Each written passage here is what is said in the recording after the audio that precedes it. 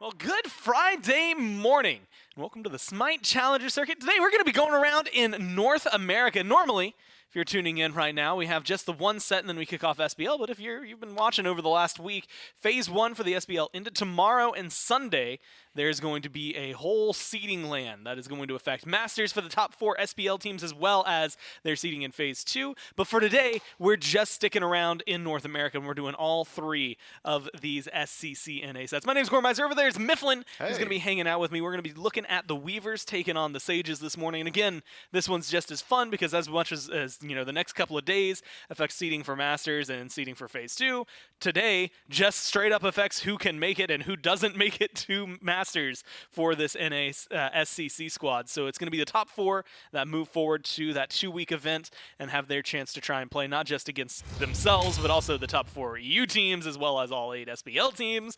Yeah, 16 total teams. It'll be fun to watch. It's Weavers and Sages first, Hounds and the Tanuki there in set number 2, and we'll close it out with the Wardens taking on the Storm. Now, Mifflin, this one, again, is going to be fun just to watch. I think the Weavers, if I remember correctly, or the Sages, last week being able to kind of surprise everybody. Dupe did pick up Snoopy and looked incredible and were able to find their first win. The Weavers not just yet able to do that. And right now you're looking to bump forward into the top 4, which I guess I'd have to go back and look to make sure it's even possible there for the Sages. It's going to be hard. This becomes a must-win, and then I think the Kowloon Warriors might need to lose in order to make things like that happen. And even then, it comes down to like your head-to-head and things like that. So a lot of little things that could change for them, just fighting for that 4th seed spot. Otherwise, it feels like the top 3, especially number 1 and 2, can feel pretty comfortable right now. And the Sages kind of have their fate in their hands. Yeah, I think so. And yesterday I had said that I'm really excited for this set just because I'm casting it. But secondly, I think with Athenian Sages now having Snoopy on this squad, and for those of you not in the know, you should be, but I'll break it down for you one more time. That's Slash in Soul Lane, Jengaru playing in the jungle. Briz is going to be holding it down in the mid. Primitive overplaying support, but for now, who I think should be probably one of the titular members of this team, Snoopy, in the Hunter role. And we don't talk about coaches too often, but I think it is worth bringing up. The best Taco, previously a caster, has got some SBL talent behind her as well, is coaching this squad. So I've got very, very high expectations for this team, but that is something that can be echoed throughout the entirety of this phase. I was surprised continually to see that the Athenian Sages had been struggling so far because during the SPL play-ins, before they had Snoopy, which I would argue is just a straight-up upgrade from their previous player, they were still dominating. They were still able to play against these SPL teams. The Oni Homies struggled, and in seeing that, I thought to myself, okay, well, this is a squad that is going to dominate North America, but it would seem that the competition is just very stiff on this side of the pond because there has been constant back-and-forth battles, tons of 3-game sets, and somehow, some way, the Athenian Sages find themselves near the bottom of the power standings. Yeah, things just didn't go well for them over the first few weeks, and it wasn't until Snoopy shows up that things seem to click. Whether it's a communication thing, a leadership thing, just Snoopy is a nuts player thing, maybe all of them, yeah. Right? That really kind of help elevate this squad from where they were to where they are, and where they are is, well, where we would have expected what we saw last week, being able to come back, fight back, and showcase some strengths. So I'm excited to watch what this team can do. I think it was yesterday I made a joke to you saying like the Ravens at 100% power were like everybody, and then at 99% power was just Vaporish Coast. Hopefully that's not the case here. I think the Sages have a little bit more, but at the end of the day, if it's just Snoopy, sometimes it's just Snoopy, and we'll see whether that ends up going their way. The Weavers, Mifflin, are on the other side. And again, a team that's still out there looking for their first win, still trying to figure out, I guess, like their style, what they want to bring, and how they're going to make a splash in the SEC. And speaking of roster swaps, the Weavers has got one for themselves. Dishonored no longer playing in the Soul Lane for them. It's actually Mando Warrior back in the Soul Lane, so it seems like they're just taking turns. Whoever's going to be holding it down in the smallest lane in Smite. But that said, the Anansi Weavers still a team that I think you need to keep your eyes on. Yeah. They are very similar in I guess, relative standings as far as the SEC is concerned, just because, or not just because, they're very similar to the Valhalla Valkyries of previous seasons in that if they win a game, you're not crazy surprised. Like, yeah, they're a good enough team. They should be able to pick up a win here and there, but they just straight up have not been. Yeah. They have just been not quite capable of finding those dubs just yet. But when you look at this team, Jinku Bang, Sops, Dashboard, Chinfu, and now Mando Warrior back in the Soul Lane, that is a squad of talented players that have been playing at the SEC level for a very, very long time. One of the newest names, Chinfu, one that has continually surprised me so far this phase because it's a name that I didn't know, and I've been playing Smite for nearly a decade. I feel like I know most names by now, but he still somehow erupts onto the scene, has a phenomenal performance, has been very consistent for this squad, and has been performing against these other great, massive name players like Snoopy. So this is a team that I think is still struggling, similarly to the Sages. Would probably love to play upset here today. And it'll be fun to watch, right? Because if they win, then yeah, they just kind of seal the fate of the Sages. That's something that the Weavers have control of here. And they have, as you had mentioned, just such a tenured roster that has been able to do and accomplish so much in the past. And it's been surprising to see them go down. Similar to the Sages. I mean, it's almost the exact same story of like, damn, you guys are really good at Smite. What's been going wrong? And it just turns out that everybody right now in the NASCC seems to be pretty good at Smite. And unfortunately for the Weavers and the Sages, that has gravitated them towards the bottom. We'll see whether or not either of these squads can end up taking the lead here. Weavers, as you had mentioned, able to potentially play upset. The Sages still trying to fight. Fingers crossed for them that just everything kind of lines up. I think like 4 different things have to happen for them to be able to jump forward and try to take that 4th place spot. So realistically, it becomes a very interesting dynamic when things go this catastrophic. Early on in the phase, you get to the 5th week, all of a sudden, you're relying on like not just your play, but some other teams' levels of play as well as, and I'd have to go back, but based on the track record, it's safe to assume that the Sages do not have a head-to-head matchup. No. And so that is something that they have to be a little worried about. As we move forward to picks and bans here for game number 1. We'll see what these teams have to offer. Weavers will be the first pick. And Mifflin, when we get to North America, this is like things shift. In Europe, we see like a lot of Jormungandr getting banned, things like that. And here, you come through like ESET. It's something that you can see played in mid, as we saw last week. You can see it played in the jungle, which specifically usually just Sino, but I think a couple of others have tried it. And we see them typically over through support. Nox all of a sudden comes into the conversation, but most of the time that's just the bolts. As you said, they're the bad guys. You're playing Nox. And they're playing Nox. And so we'll see how that ends up, I guess, unfolding here. It is Kleena, ESET, Daji banned out by the Weavers, and RDO, Kabrakan, TBD, Cthulhu.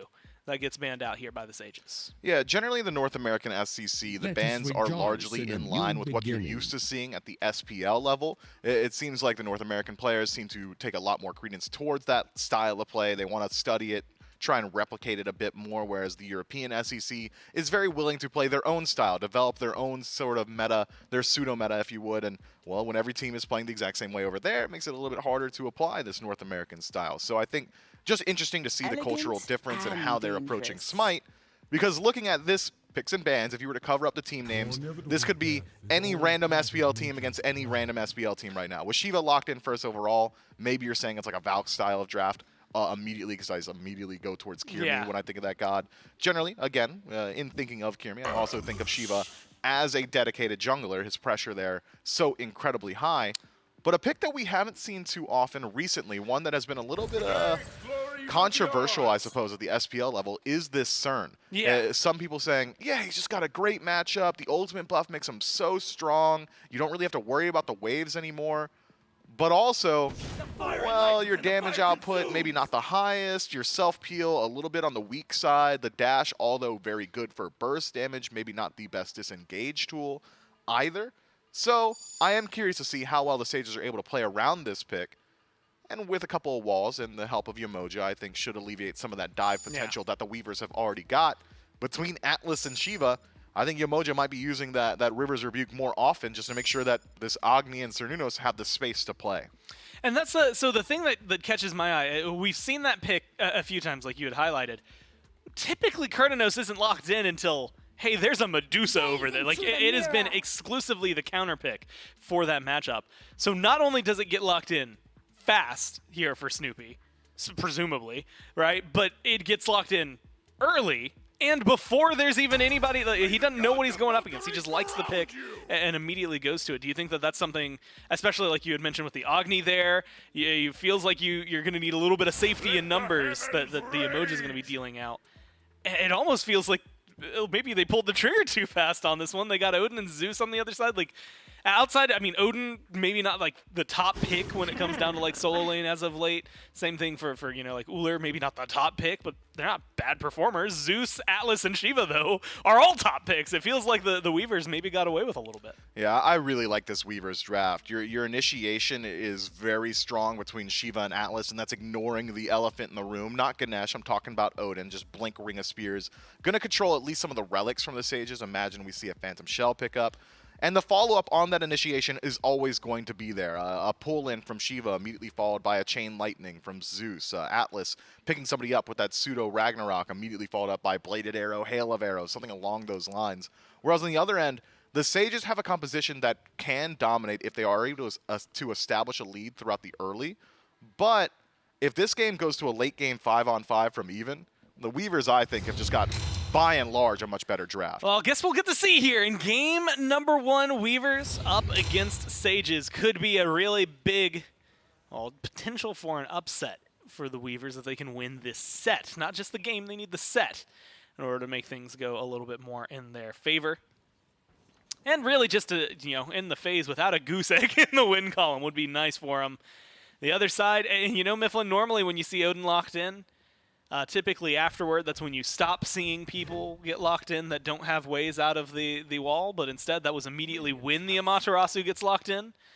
And so outside of Jankaru here, it's going to be relatively easy pickings for Mando Warrior. Shell has been started up by Privative, and that's not going to be maybe the biggest deal yet, and probably for a while. Mando Warrior's on the other side of the planet compared to where they expect to be.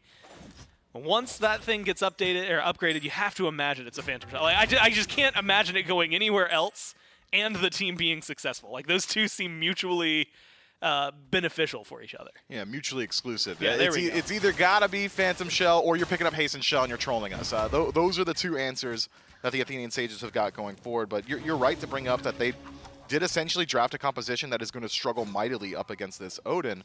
And sure, you're not going to be lining up as Privative against Mando Warrior too often throughout the early phase of this game.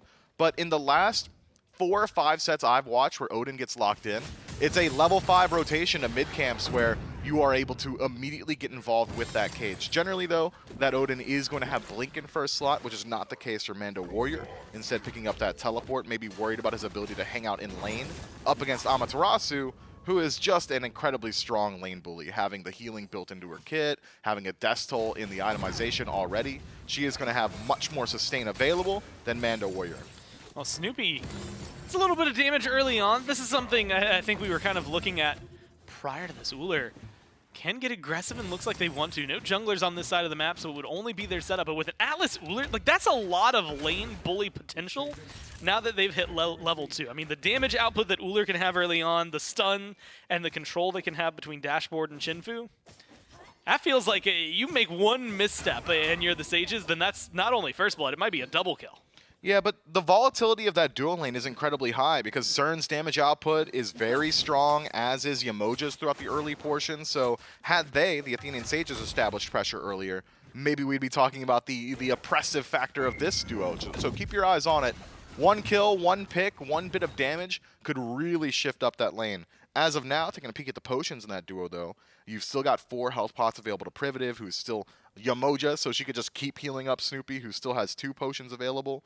No mana pot selection for Chinfu, who has been essentially spamming his abilities up until this point. It seems like the potion's pretty close, but one team's got a healer. I can't tell if I like this or not. Sops is going to go in for the red buff.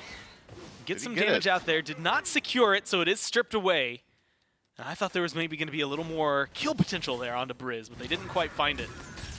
And you had mentioned it, and it's something that's worth talking about. Beads forced out by Snoopy in the duo lane, and that's a perfect pivot over to what I wanted to say, which is shout-outs to Privative. Because, like, I feel like a lot of the times you're getting some health pots and some multi-potions, right? And I almost always forget that the multi-potions are borderline useless on Yamoja, and I will walk to my tier 1 tower with them, like, I don't want to say proudly, shamefully in my pocket. And so I'm just happy to like see that and recognize my own mistakes where they need to be called out. Jingu Bang gets aggressive onto a speed buff. Looks like they strip it away. Don't quite pick it up, But Jengaru is going to be running a little bit slower. You're going to see that first blood potential over in the solo lane, though. Slash with a good dash gets them out of there. With Jingu Bang here, Mando Warrior present. Still too early to dive a tier 1 tower, and Slash is going to get away with their life. Yeah, Mando Warrior had previously gone back to base and then TP'd into lane, so had a slight advantage in the fight over Slash, who had not quite gone back to base just yet. Does head back as he's forced out, picks up the tower shield, so not the greatest power spike, that tier 2 item, not the greatest stat line on it, but matching up with a Chalice of Healing and then immediately TPing back in the lane and not missing out on that farm means that Mando Warrior may have missed out on his opportunity to find that solo kill. I think as this lane goes on and on, it's going to become more so of a stalemate. Around that second or third item, I think the majority of kill pressure completely lost, unless a jungler decides to get involved. But you bring up Primitive's potions, Goran. I got to blow up your spot a little bit. Yeah. You not buying Hog, man? What's going on? Of course he's only got health potions. The Hog was in that other slot. Yeah, no, when I did load in as a support, I Watcher's Gift, Yep. tier 1 Gauntlet of Thebes, Hog, 4 multi-potions. 4 multi-potions? Yes, every time. You're nuts, dude. And you know why? And it's because I like to use my abilities a little too much. I play too aggressively, and I need the healing and the mana, or else I will just lose. And you know what? I acknowledge it. It's not smart. Fair enough. It's not good. Realistically, probably win better if I didn't do the things I do, but sometimes I do them anyway, and that's where we end up. Yeah, OG Smite players doing OG Smite player things. Me. If I'm not at your Phoenix line 6 minutes into this game, I'm messing up. No, I think you're messing up if you are there 6 minutes in. Slash able to invade that blue buff all on his own, confirms it up against the 2-man stack of the Weavers there. So small advantage over to the Amaterasu, who's now got a level up on her opposition. Junglers even, mid laners even, no action in the dual lane outside of that early pressure onto Snoopy's beads, which will be coming back up in just about 10 seconds. Surprised we haven't seen Jingu Bang get a little bit more active on the map. I like to call Shiva similar to Erlong Shen, similar to these auto-attack junglers, the Arachnes, the Bakasuras of the world. You're either dominating or you're getting dominated. Right now he's not doing either, so completely blows my theory out of the water, but eventually that Shiva just starts to fall off. Eventually that ultimate, which is so oppressive at this portion of the game, isn't allowed to be channeled for damage. Instead, you're generally going to be relegated to using it for healing and mana regen. So Jingu Bang, I think, would love to get involved very shortly. Around that third item slot, you're generally wishing you were just playing an assassin, if you're Shiva and you haven't got involved yet. Yeah, we'll see if they can get involved. Chinfu, things are getting involved whether they want it or not. Great River's Rebuke after the leap comes through, and a couple of autos from Snoopy. That's first blood, and that's 6 minutes in, picking it up in the dual lane. But is there going to be a retaliation? Good ults. Good ult from Jengaru is going to at least eliminate or limit what Dashboard's able to do. Jingu Bang tried to get involved this time around. Doesn't quite get there. So it's just a 1 for none. The Sages find themselves first blood and starting to get a comfortable lead here, about 1,400, 1,500 gold sitting in their pockets. Yeah, take a peek at Snoopy's build as well. This is something we're starting to see a little bit more often. Blood Forge in the first slot. Yeah. I'm a massive fan. I mean, it is a massive infusion of power, first off. Decent lifesteal as well. And then on CERN, you've got the opportunity, if you want to match the lifesteal output of something like a Devourer's Gloves, of just switching to the green stance. Yeah. I couldn't tell you which season that is because I want to say it's spring. Really, when I think of spring, I think of like the yellow one. Is that fall or is red fall? Red I think is summer. Then Oh, so spring is life green. steal. Wow. Red is power for summer because heat. Yellow would be the decay, which is the prot removal, and then slow for blue. And maybe we'll see some of that. I mean, most of the time you don't see a lot of Kern swap stance. It's one or the other. You're either I want to hit you and get rid of your prots, or I want to lifesteal right now and stay alive. And we'll see. Snoopy's backed off. Briz is here for stuns. Jingu Bang's getting aggressed on. That ult used for the CC immunity, getting a little bit of healing as well out there.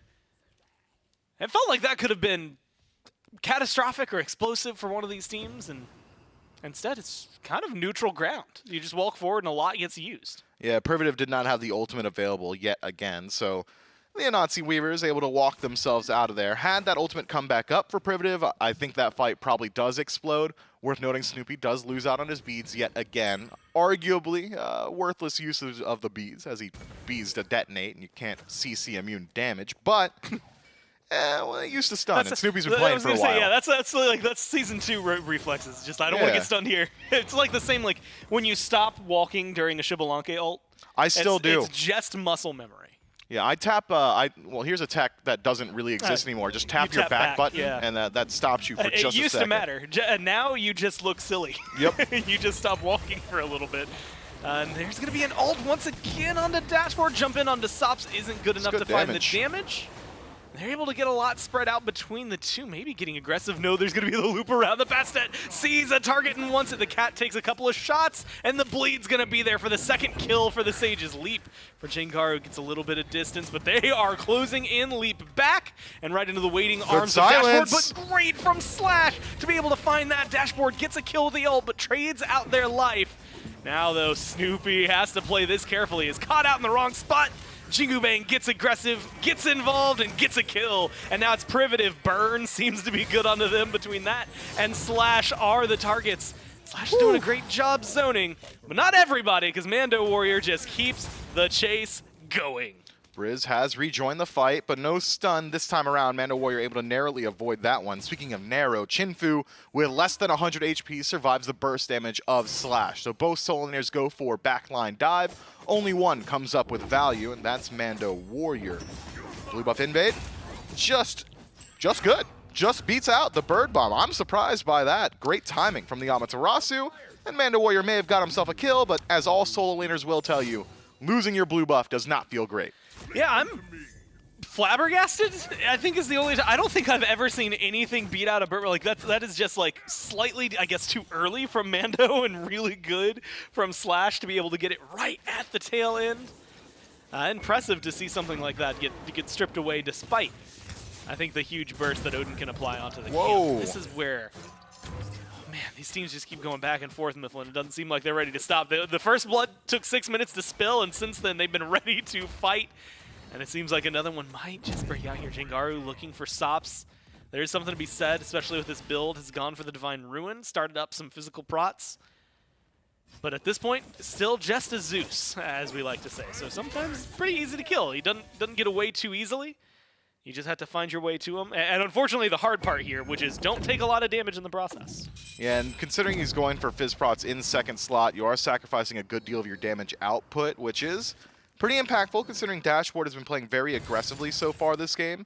And between Privative and Briz, Agni and Yamoja might just have enough magical damage to make up for that Breastplate of Valor. Ooh, Snoopy stunned out. Beads used. Jingu Bang's here. Knockup's good. And there's the fire circle to make sure everything goes down for them. Unfortunately, it's 1-for-1. Jengaru shows up, and now with an ult onto Chinfu, Beads get forced. Privative's here. Privative has ult, wants to get rid of that leap before they try to throw out those walls. There's the stun, there's the damage, there's the leap, and now they're looking for the chase down. Don't even need it. Briz with the meteors from far away, able to find themselves a 5th kill. Yeah, love the patience on the leap from Chinfu, realizing that if he uses it at any point, he's going to get locked down by Privative and that ultimate so quickly. But unfortunately for him, Chinfu was not taking into account the rotation from Briz. So had he used his leap a little bit earlier, you're at least forcing the Yamoja ultimate or getting it. But instead, just takes a couple Agni bombs, and, well, Briz's ultimate, much lower cooldown than Privative's, and has some CDR in the build already. Privative. Okay, never mind. It's just fine. Walks in, gets out. Sometimes I forget how great Riptide is at just disengaging for several times. It didn't even have to use more than one, so now we can double check and go back in towards where the Sages are, because the kill's still favoring them slightly, although they've been, getting matched a little more often than not. But the gold, yeah, 2,000. That is now in their favor. And about 2,000 experience as well, so they're starting to find leads where they matter across the board. And for some of it, it's, a half level. Mainly, I'm seeing it in the jungle, but that means you're hitting, 12 first. You're hitting 13, 14, 15, whatever number.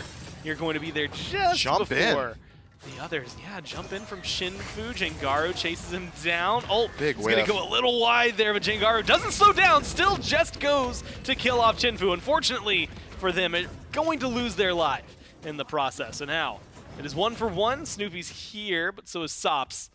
I don't think they want this fight to go on any longer if they're the Sages. Yeah, Sops has been really quick on the rotations so far, making sure he's always in every single one of these fights, whereas Briz, on the other hand, I feel like he's a little bit slower to get involved in these engagements. Instead, likes hanging around mid, goes towards these back camps. So it seems to me the Weavers realize that the early game is really where they want to start throwing their weight around, especially around Jinku, as Sops just gets soloed. Yeah, the damage is just ridiculous from Briz there, and finds the kill pretty much no problem. Is even having some help diving a tower. Don't quite find the kill onto Dashboard, but I don't think they care.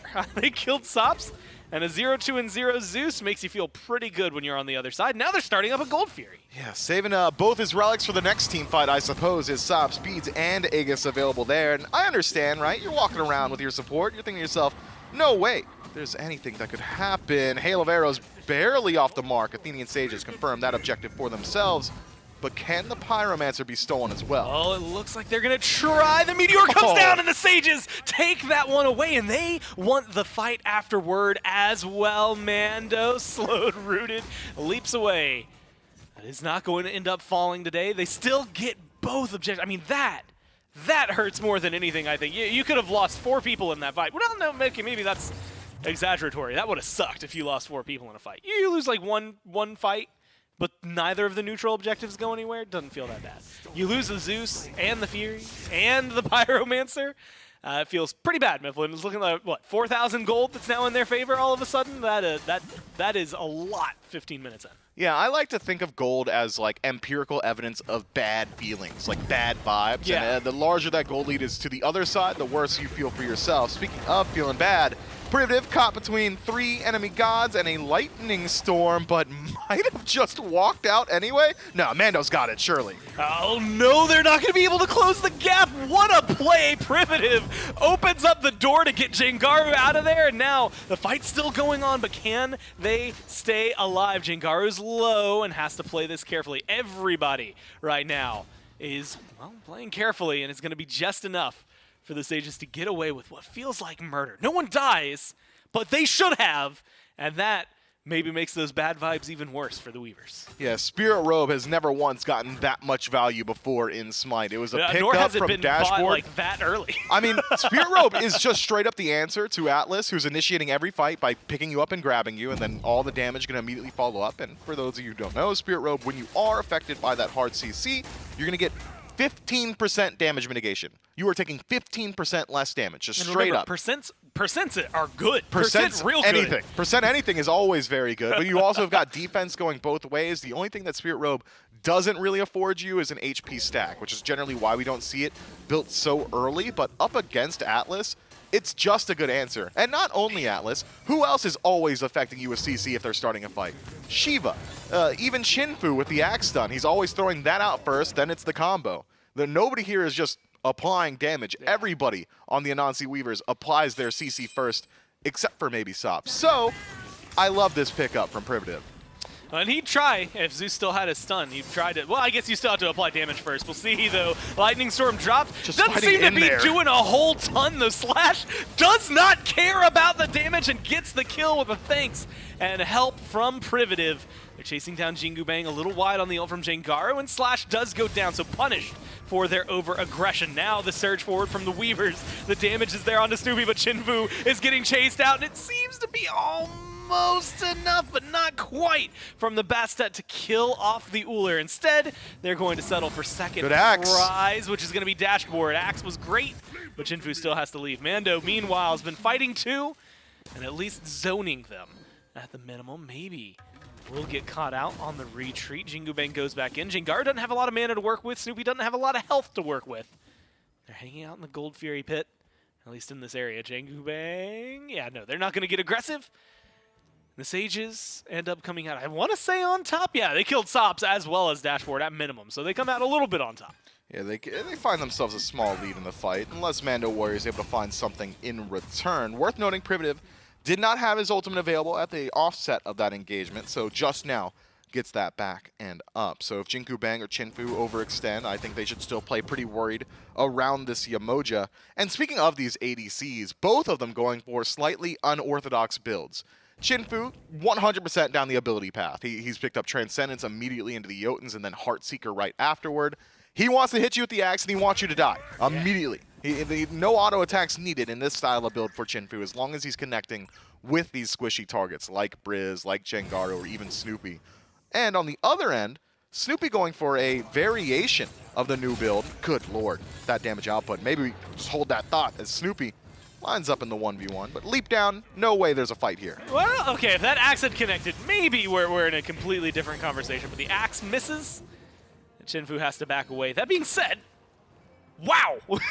The damage that Chinfu can do right now is nuts. And I think that's the big difference. I mean, you were just saying, like, that against Snoopy, Briz, Jengaru, very good.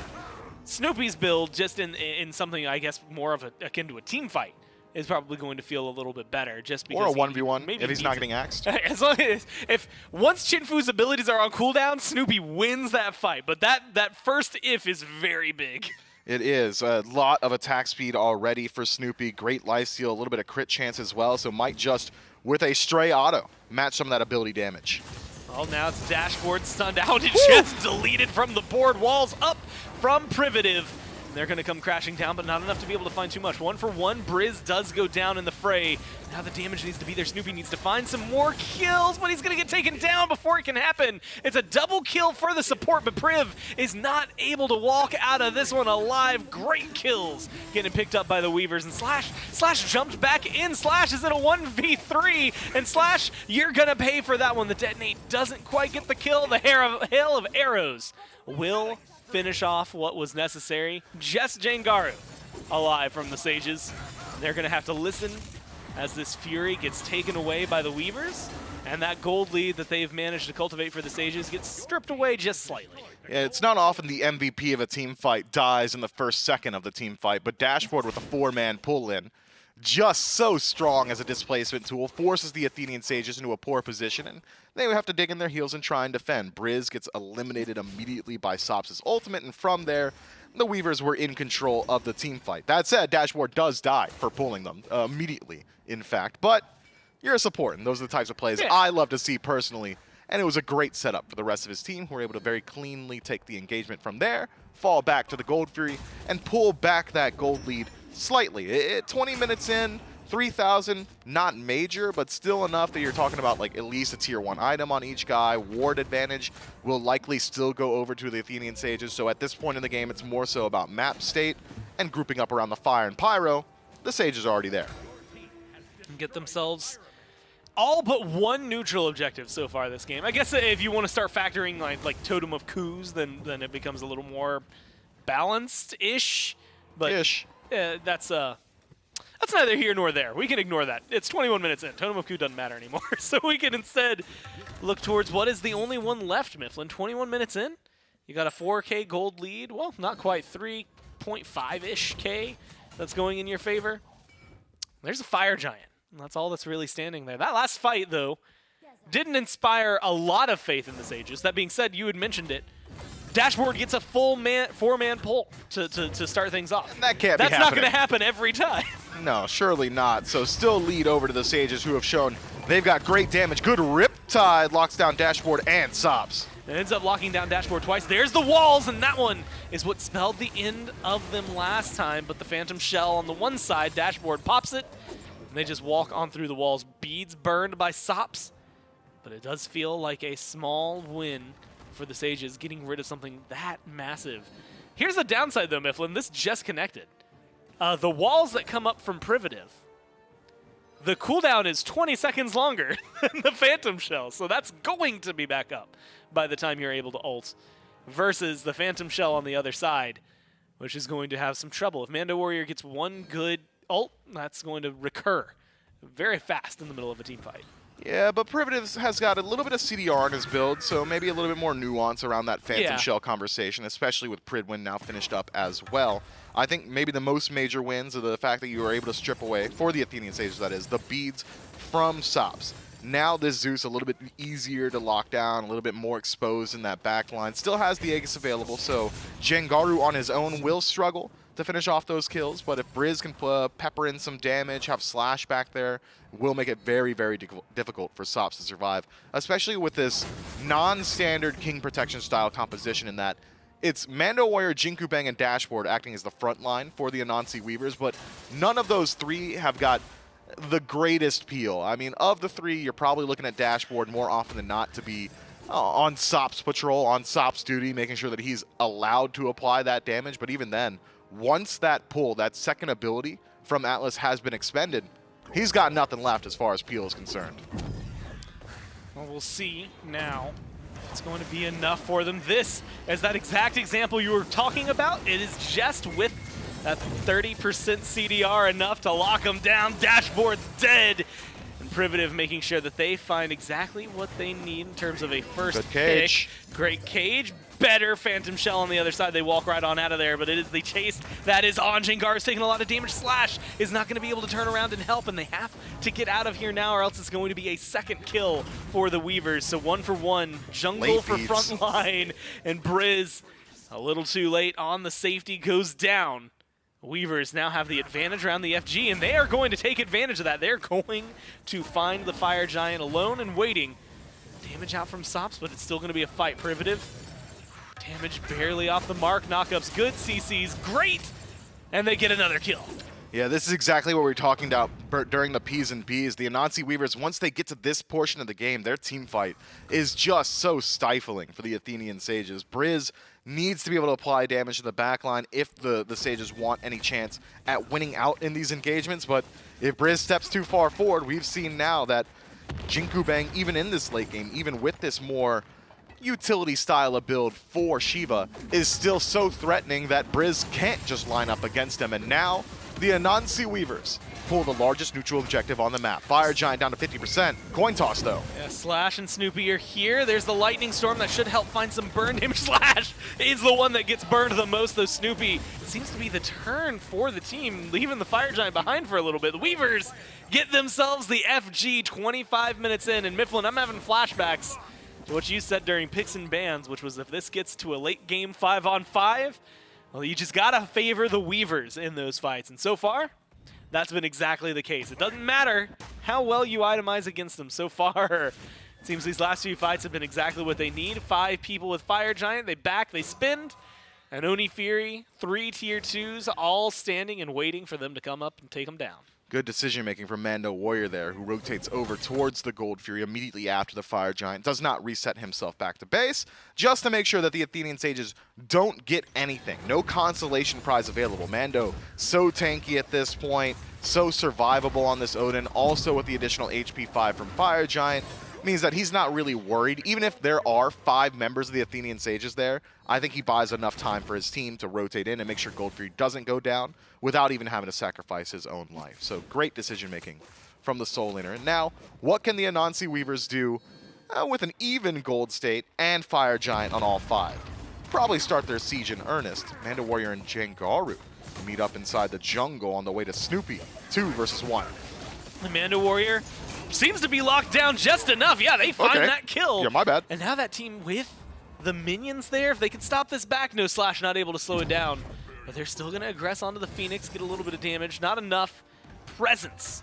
I think if Slash stops those backs, maybe we see a bird go down, but it'd be for the Sages that were able to find that one. Instead, they're pushed back. They get the tier 2 and eliminate an FG buff. 40 seconds still for Mando to come back. And Mifflin, if we're talking about eliminating time on a Fire Giant buff, they've done it. I mean, this is wasting away for the Weavers. 2 minutes already gone. 2 minutes left. Sages get the Primal, or the Pyro, but not without a little bit of effort there from Shinfu, who wants to get aggressive. They're getting into the tier 2 range. This is where it becomes much more defense-oriented for the Sages. Yeah, Snoopy gonna have to go all the way back to base. So tier 2 tower, essentially a foregone conclusion. It's only Briz in range to defend this one, and it's only slight poke damage from him for now. But the Anansi Weavers, even with that amount of time, disengage. Now, instead, it's Jengaru leading the way. Ult is going to get beads. Now, Chinfu slowed down, but not going to be affected too much. Priv might be surrounded, though, and this is going to be the kill they need. There is a really good Riptide. Great shell to get them out of there, and the damage follow-up not enough to kill off the support. Jingu Bang so low. The Weavers with the HP 5 from the FG and presumably maybe a little teensy bit of healing somewhere, are going to continue their surge forward, forcing Priv back and they cancel the back, they might be able to get the kill. Yeah, it's a good cage. Mando Warrior locks down Snoopy, forced to use the beads early. Slash trying to buy some time for his team, does so, but at the cost of his life. Yeah, now it's gone. The Phoenix still standing, and the rest of the team has healed up. Doesn't matter, though, Chinfu's damage. Oh, it's so much, and Jengaru goes down. Detonate from Sops. It's exactly what they needed. Now the Phoenix can be the proper target, and they're going to get that and a couple of kills. But Mifflin, this is where things are awkward. You're in a 3v5. You're low. You're maybe not feeling as comfortable going into the Titan room. There's still tier 2 standing in every other lane. You can't just rotate to a different Phoenix. So that's going to be the pull back from the Weavers. 20 seconds left on the power play. And I'm having a sneaking suspicion that they're just going to let that 20 seconds ride. Yeah, looking at the gold in hand for the Anansi Weavers, nearly 3,000 for Sops, 2,500 for Chinfu. Those are entire items about to be finished by the Weavers. So, decent power spike. I think you're just fine. Oh, what's going on, man? Just a full Soul Reaver. Like, Yeah. Just casually, you know, when you back and you just outright buy the full tier 3. Feels good. You had called it as full 3,000. I knew what was coming, but just the idea of that power spike is ludicrous on a Zeus. Who hasn't been getting dove at all in these team fights. He was 0-2-0. Yep. He's 3-3-7 now. He's gone 3-1-7 in the last, like, 10 minutes. What was the last death he got? Was it when Briz soloed him 1v2 on the way back in the lane? Since then has been smooth sailing for Sops in these team fights. It's just been very lacking in backline dive from the Athenian Sages. Jengaru has not been able to get his way back there. Slash, even when he does finally make contact with Sops, has already taken so much damage on the way in from Chinfu, from Jinku Bang, that it makes it a little bit harder for him to dig in his heels and reprise that play that we saw earlier from the Amaterasu, where she just sat inside the Lightning Storm and won the fight regardless. Not exactly an option. 29 minutes in, the Anansi Weavers have established a defensive positioning around the Fire Giant. Don't think they're going to be willing to leave it up to a coin toss, though. Agni has got similar levels of burst to Zeus. So instead, the Weavers, in a team fight, is likely where they're going to look to close out this game. And team fights 30 minutes in neutral territory, that favors their draft. Yeah, especially with the, well, I was going to say the lead they have. I guess in terms of gold, not a massive lead. In terms of damage, maybe, is where we're feeling it the most. I mean, watching the combo between Sops and Chinfu, it hurts my soul, man. It's so much damage. Yeah, I feel bad for the Sages. Good cage. I think they're going to experience it again. Mando Warrior takes a lot of damage for that cage, though. Does get rid of the Phantom Shell. Now they're getting aggressive. They find a little bit more lockdown. Jingu Bang almost takes too much. A shell keeps them going, and they're able to dash on out of there, stay alive. Now it's up to the rest of the squad to get in there and get something done. They kill off Snoopy, and they find the stun onto Slash. The damage follow-up, not enough to find the kill just yet. They force Jengaru to go back. Mando seems to be searching. Where'd the Bastet go? They don't find him. And now they can fall back. Snoopy's gone, though, for 42 seconds. That is a 4v5 around an FG that is now enhanced. The Weavers could feel pretty confident in pulling. I think so. Privative has not gone back to base, nor has Briz, so a little bit of HP loss. His dashboard around the corner, tries to set up his gang, loses his dash. Oh, but still gets the pickup onto Privative, tosses him back to the Sharks, and Sops eats him alive with the damage they were waiting for. Mando is now playing zone. Looks like might be looking for healing on the Weavers, maybe a little bit of a back. Maybe it's just more fight for them. That's Slash burned down. That's Jengaru chased away. And the CC is only going to mean so much when there's this many people alive surrounding you. Chinfu, sliver of health, but it's more than they need. They're going to have to back and reset, but that is clean kills once again for the Weavers. And you know, the Athenian Sages, I think, had opportunities to get back into that team fight, specifically around Jinku Bang, who had isolated himself to dive on his own. Sure, he's dancing, sure he's a Shiva, sure he's one of the most slippery warriors in the game, but he's not super slippery if he's actually just walking at you doing the damage dance. Yeah. 32 minutes in. Maybe some missed auto attacks from Snoopy. Briz a little bit off the mark with some of his own damage, because the second I saw Jinku's Bang HP drop below 100%, it went down to 20% in like half a second. So you got to think, probably able to finish off those kills. That said, Jinku Bang holds on to his beads and holds on to his life, and now moves in towards the enhanced Fire Giant and picks it up for all 5 members of their team. The Anansi Weavers, we've seen what their siege looks like. It was pretty easy. They picked up this Phoenix last time around, and well, this time, it's weakened. And not only that, they don't have Jengaru yet. He just now respawns, and that bird is gone before they can even get involved. But the same thing we said last time, Mifflin. They're still tier 2s, standing up in mid and left. So not only is that a little bit of HP for the Titan, that means those Phoenixes are untouchable as of right now. 4.5 minutes left on the power play. Tier 2s are going to be the target. A little more gold never hurts. But I think at this point it's due diligence. Force the Sages into an awkward defensive position. Yeah, you can't walk into the Titan room as 5 right now, but you can force defensive positions that are worse for the Athenian Sages. And I think going towards these Phoenixes with this amount of time left to play with is a great call from the Weavers. Tier 2 towers in both mid and left have fallen down. Now, the game simplifies in a 5-on-5 engagement. Doesn't seem we're going to have any split push shenanigans. It's going to be a true team fight. And, well, team fights have been going the way of the Weavers for just about 14 minutes straight. Yeah, so 5K in the hole to even after the last FG, to now 5K above the Sages. The Weavers have made this Fire Giant and just the last 20 minutes of gameplay work for them. Maybe not even 20, 15. There's going to be the walls, though, from Privative. Good Phantom Shell gets them out of there.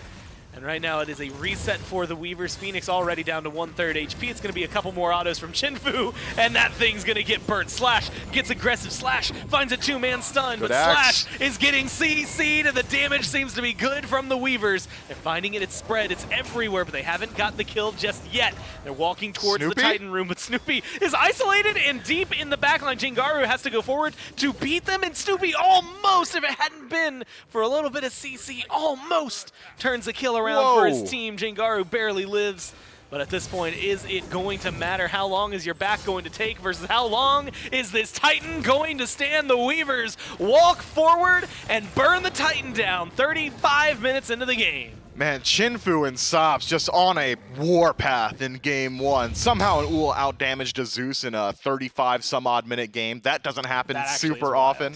But somehow he's just landing every single hail of arrows, every single bladed arrow, every single axe felt like it was finding its way home. And if your Uller with this style of build is that consistent with every single one of his abilities, well, I think the damage numbers speak for themselves. Yeah, that it hurts. Like, I mean, look, he would look at somebody for a second and they'd be gone. We'll get to look at all those numbers in comparison here in just a little bit, as well as break down game number 1, potentially see what the Weavers have for us here in game number 2, starting things off hot on a Friday morning. We'll do all that right after this.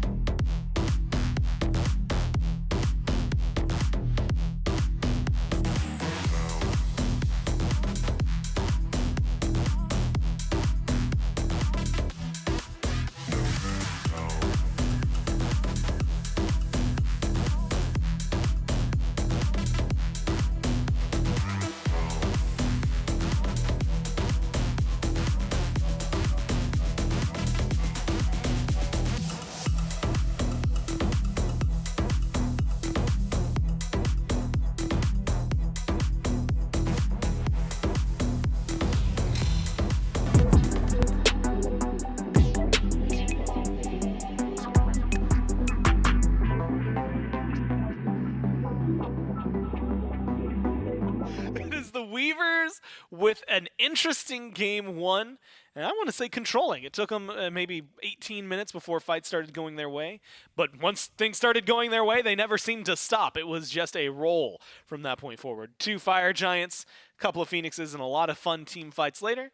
And they get themselves a map win here. 1 away, Mifflin, from potentially taking this set, causing a massive upset over the Sages, which would be very fun for them. And the biggest thing for the Weavers, ending without a goose egg in the win column. But 1 game stands between them and that, and we can say that, or I can say at least, happily, if they do what they did this game, then they should be able to find that. I mean, when we look at the stats and everything, Mifflin, they just, the damage, the control, whatever they had late game, it just worked. Yeah, the composition for late game team fights just completely favored one side, and it's the side that takes home the dub in game 1.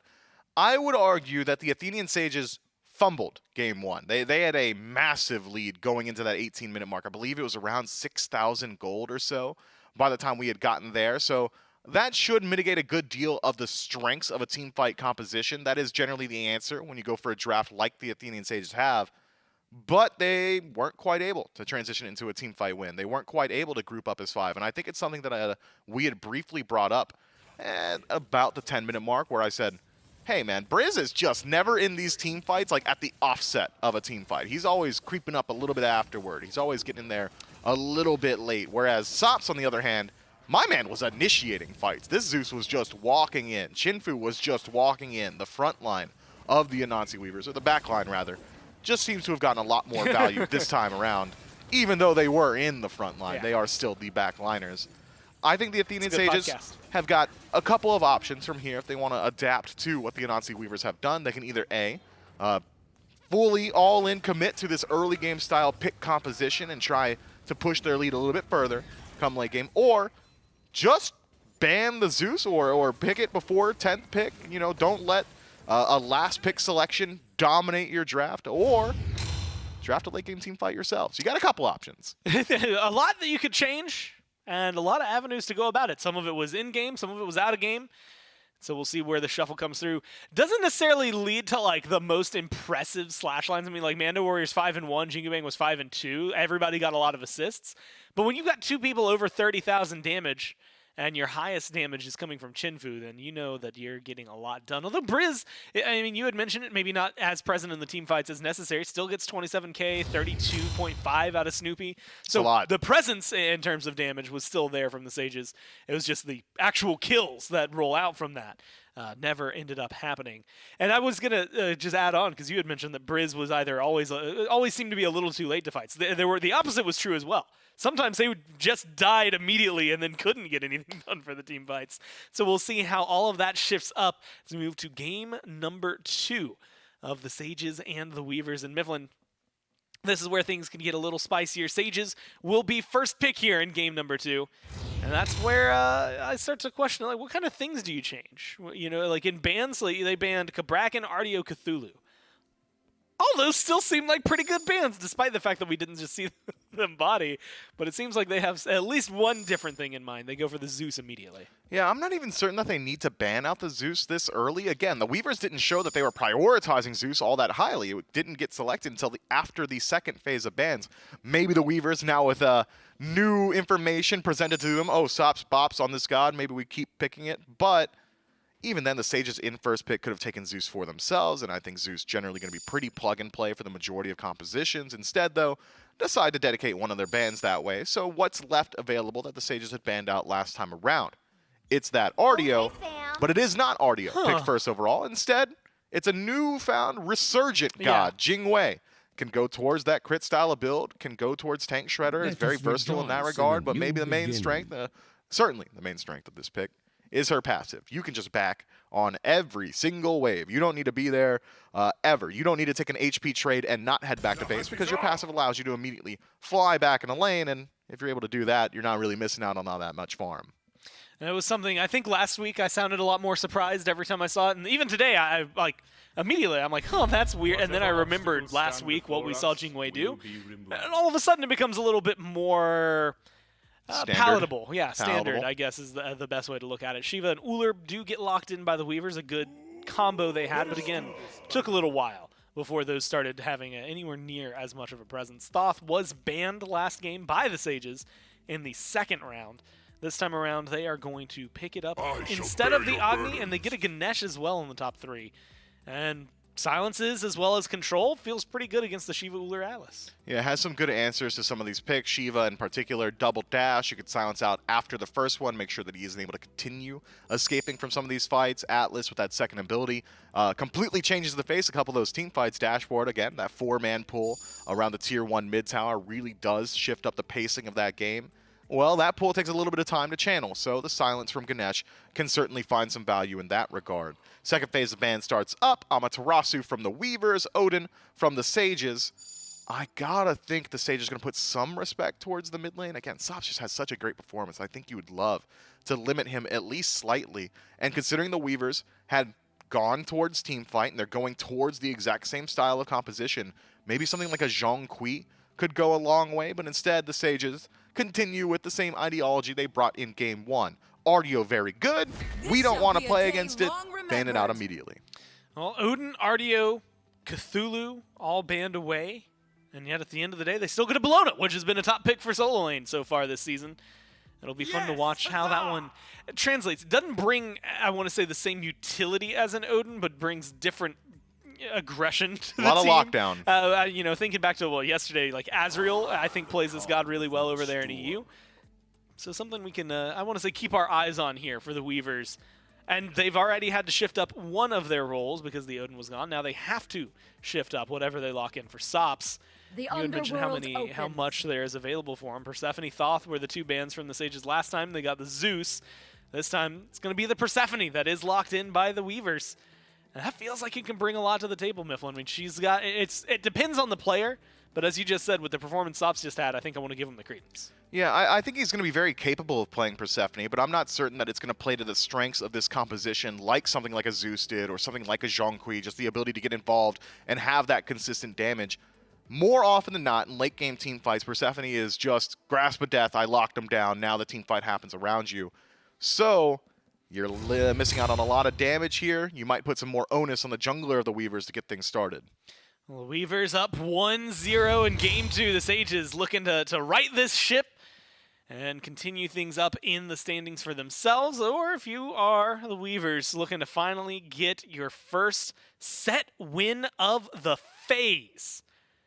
You want to do it right here, right now in game number 2. Mifflin, nothing crazy happening at the beginning. I feel like sometimes we've loaded into these games and we'll see people poking around, not necessarily going too deep in invasions, just because, you know, Invader's Curse will absolutely body you.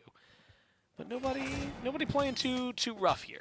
Yeah, slight difference in starts between these teams, though. The Anansi Weavers going for that more so standard start where jungle and mid play together, whereas the Athenian Sages going for that standard 2-1-2. It's going to be a 2 versus 1 up against this Bologna. So Manda Warrior with no CC immunity and teleport in that first slot, doesn't even have the blink, so won't have any way to reposition. Might have to play safely on this first wave if he isn't privy to the fact that Jengaru is hovering nearby.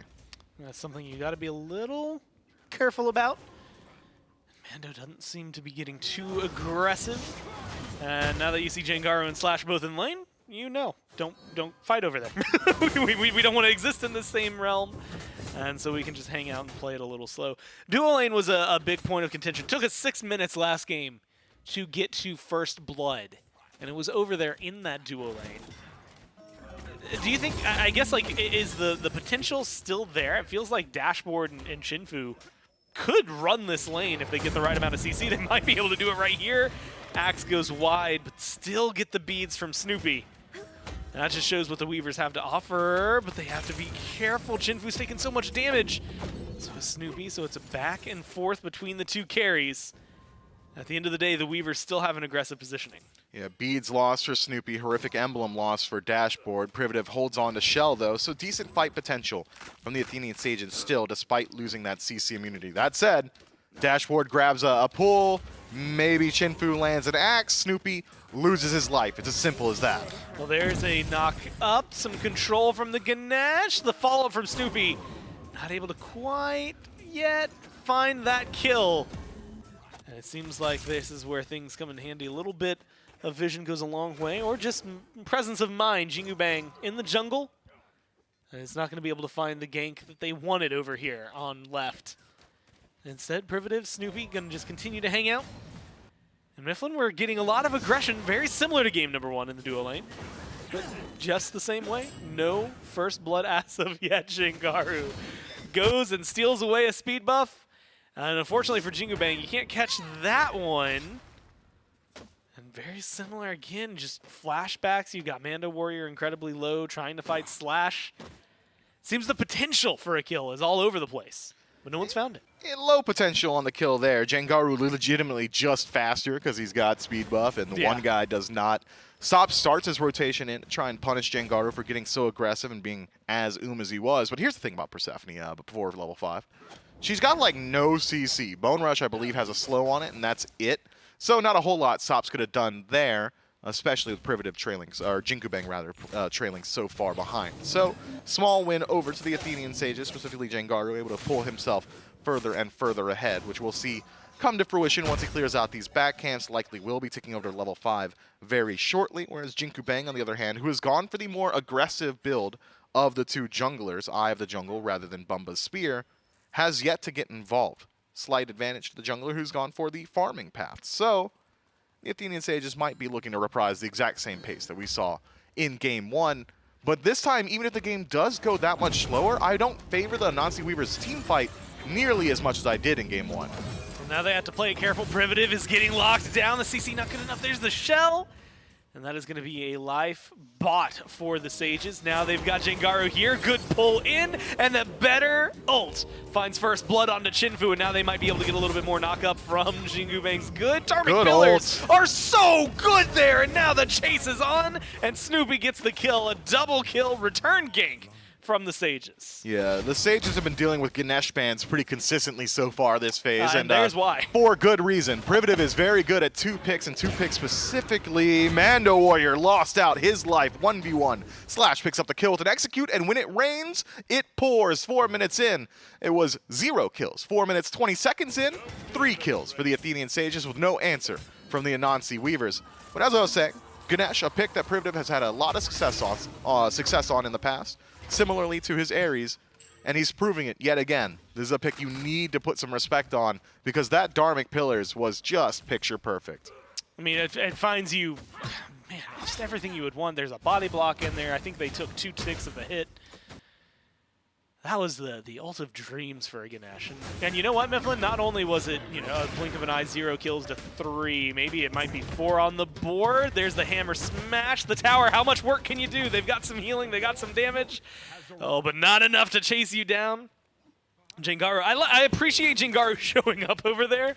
I don't know with how low Slash was that anything was ever going to happen. Either way, the Sages go from 0 to 3 incredibly fast, and it has toned down a little bit since then, but did jump from like barely any gold, 50, maybe 100 in their favor, up to about 2,000 when they finished those off.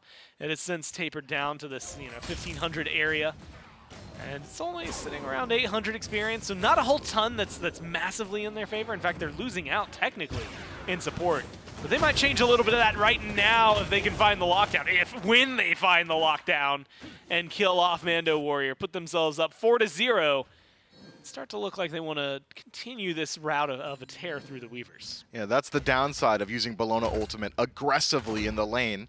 You have no other way to avoid the execute from this Achilles, so Slash very easily lines that one up. Jengaru moving aggressively through the jungle, 1 level lead over Jinku Bang, but will not continue his onslaught. Allows those back camps to go over to the Anansi Weavers.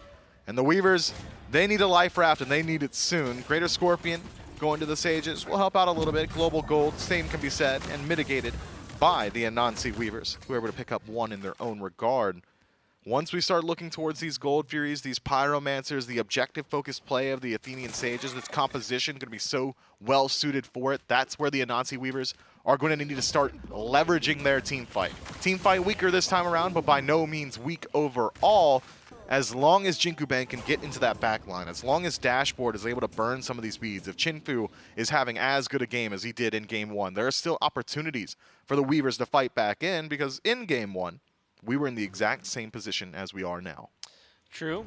And the Sages will have to play it carefully. Briz, you mentioned this in Nash, and I think this is the perfect combo for him. A knock up into the ult, but not enough damage. There's the Dharmic Pillars. Still, though, Mando's able to get out of this one for now, and it looks like Sages will have to hit pause on that one. Briz on this Thoth.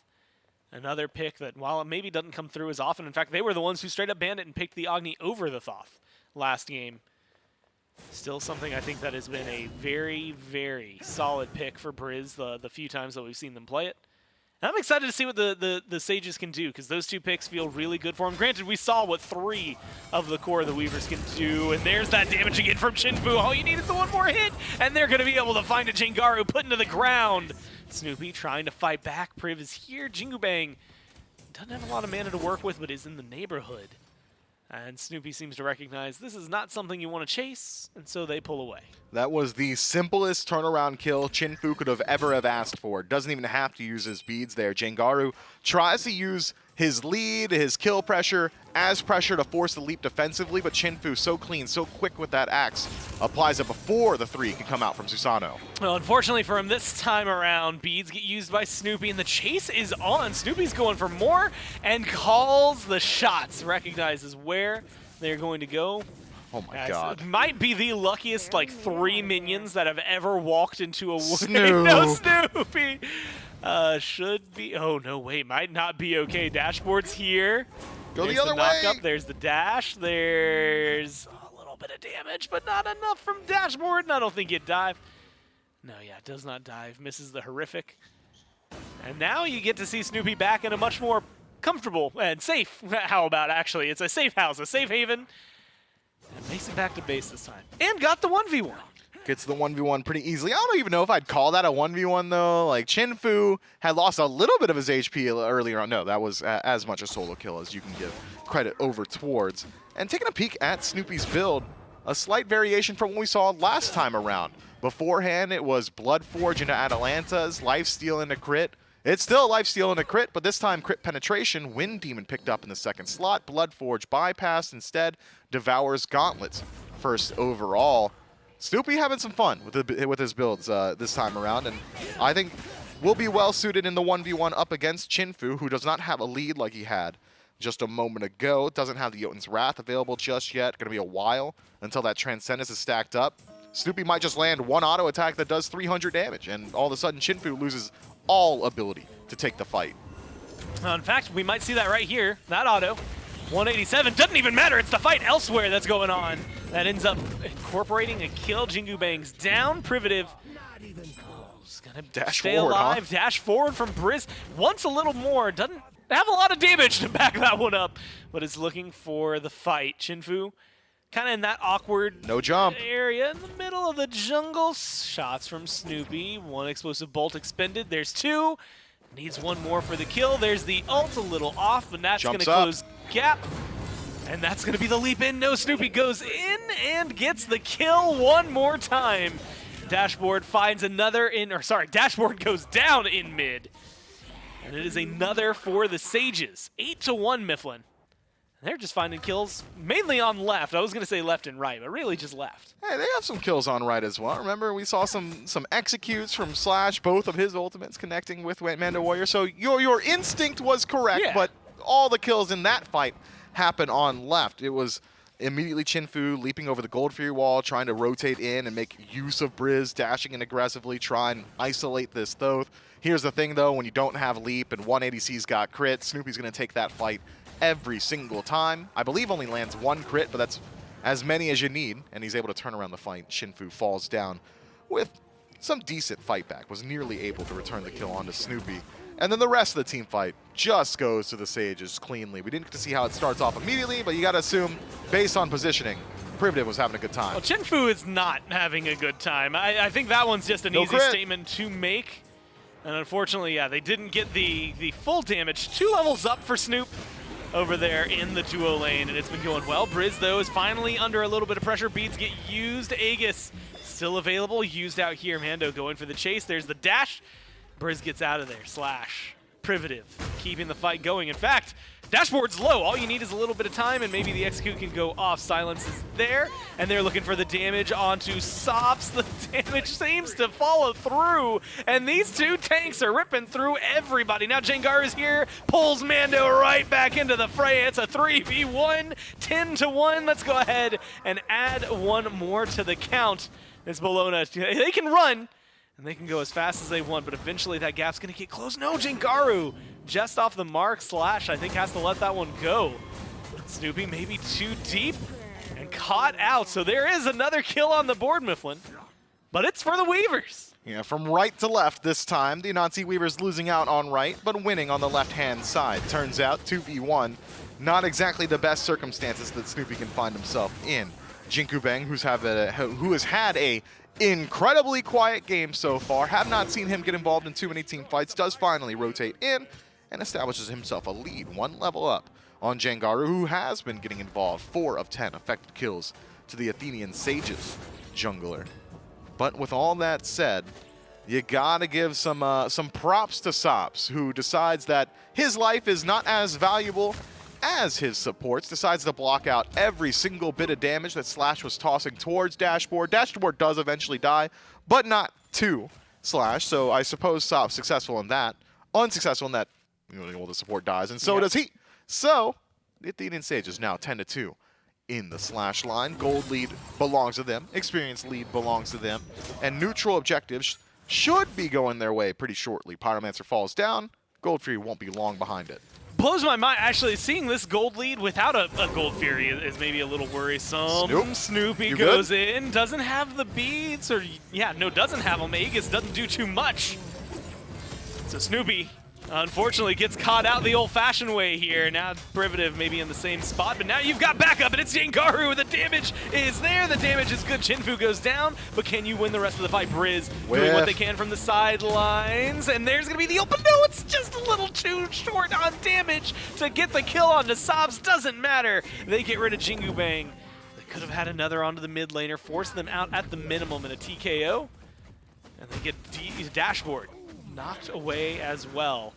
But Mifflin once again left in a spot where I don't think you feel too comfortable going for the Fury. Yeah, give them a second. Once they put some damage into Manda Warrior, if they so decide, then they can start moving towards this Gold Fury because of Jingwei's passive. She just flies. She's flying. She's already there, already clearing those back camps. So had the Athenian Sages wanted to, would have had an opportunity where they have their ADC 3-stacked on the Gold Fury, whereas Chinfu has just now respawned.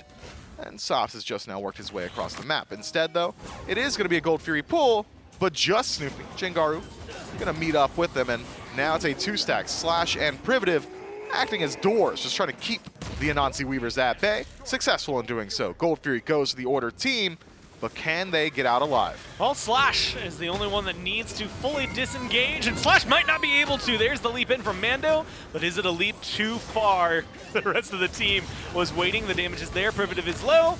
And support for Fury, that's a trade that most teams are willing to make, especially when you've got 3 times the kills of the other squad. And I think 5,600 gold makes it a little worthwhile as well.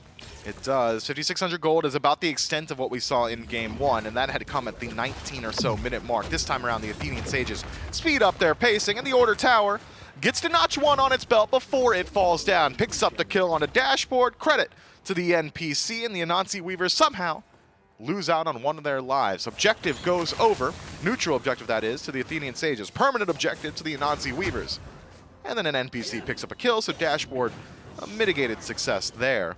So nothing left that the Anansi Weavers can do on the map. 15 or so, 16 or so minutes in. Not much either of these teams can do on the map right now. Maybe Snoopy can move in towards this purple buff. Maybe we see the game slow down. I'm leaning a little bit more so towards the latter as these neutral objectives start to work their way on the respawn. So what can we do? What do we evaluate? How can the Anansi Weavers rectify, right the ship a little bit in some of these team fights? I think it comes down to Jinkubang and Sops specifically. Sops has been struggling to land these ultimates, and Jinkubang needs to get into that backline. Well, so far, haven't gotten any of those. We'll see. Sops may have to use that ultimate here soon. It looks like Tier 1 in mid is the target for the Sages. You had mentioned slowing things down a little bit. as of now, I'm not sure they want to. They actually are maybe actively looking for the fight on the side of the Weavers. Good They find Privative as of right now. Jengaru, Jingu Bang is in the backline onto the other jungler, and getting the damage. One more smack is all they need, and they're able to find one in terms of kills already going their way. A second in favor of Chinfu, and now the chase is on for the Weavers, fighting from behind, but they get two. They pull back, Mifflin, recognizing they don't want to bite off more than they can chew. So what happens differently in this team fight that the Anansi Weavers come out It's so the thing far you said. ahead? Sops landed his ultimate onto a priority target, and well, Jingu Bang got into the backline, and it got pretty simple from there. 2 for 0 over to the Chaos team. I'd argue, though, the Athenian Sages not taking a team fight in a position that they really should be. Tier 1 tower siege attempt from this state. Sure, you're playing with a lead, but your lead is not so massive that I think you can just walk in and on 5-on-5 engagement in the tower. And the Anansi Weavers show that despite being so far behind, they are very capable of still putting up a defense. The Athenian Sages now back on the respawn. Can try their hand again, though. When you establish a lead, as the Sages have, you're allowed to make a couple of mistakes, and a mistake does happen, but your lead's still there. Pyromancer started up by the Sages, kind of tossed back and forth. I don't think the Weavers wanted it, but it is started up here, and it seems like it should be an easy confirmation. Sages managed to get that one, although not for lack of trying the Weavers. A little bit of presence around there. 18 minutes in, Mifflin, I gotta ask you about this portion of the game. Last time around, it was pretty clear cut. You said bare bones smite. when we get to 5v5, starting to favor the Weavers in game 1.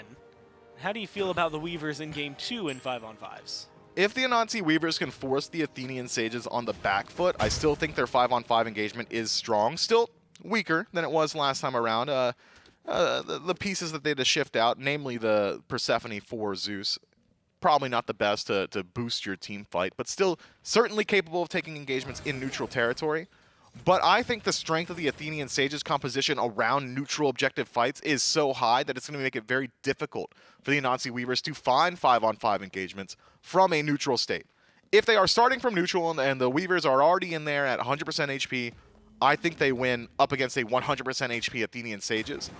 But the Sages have got superior objective secure and have got superior poke potential. This Thoth is going to make sure every single time the Weavers decide to start a fight that they're walking through walls of damage. It's essentially a bullet hell game when Thoth is on the map, and Briz has been landing his shots pretty consistently, nearing the top of the damage charts right now, beat out only by Mando Warrior, but he's a solo laner, so I'm going to deduct like 6,000 damage from him.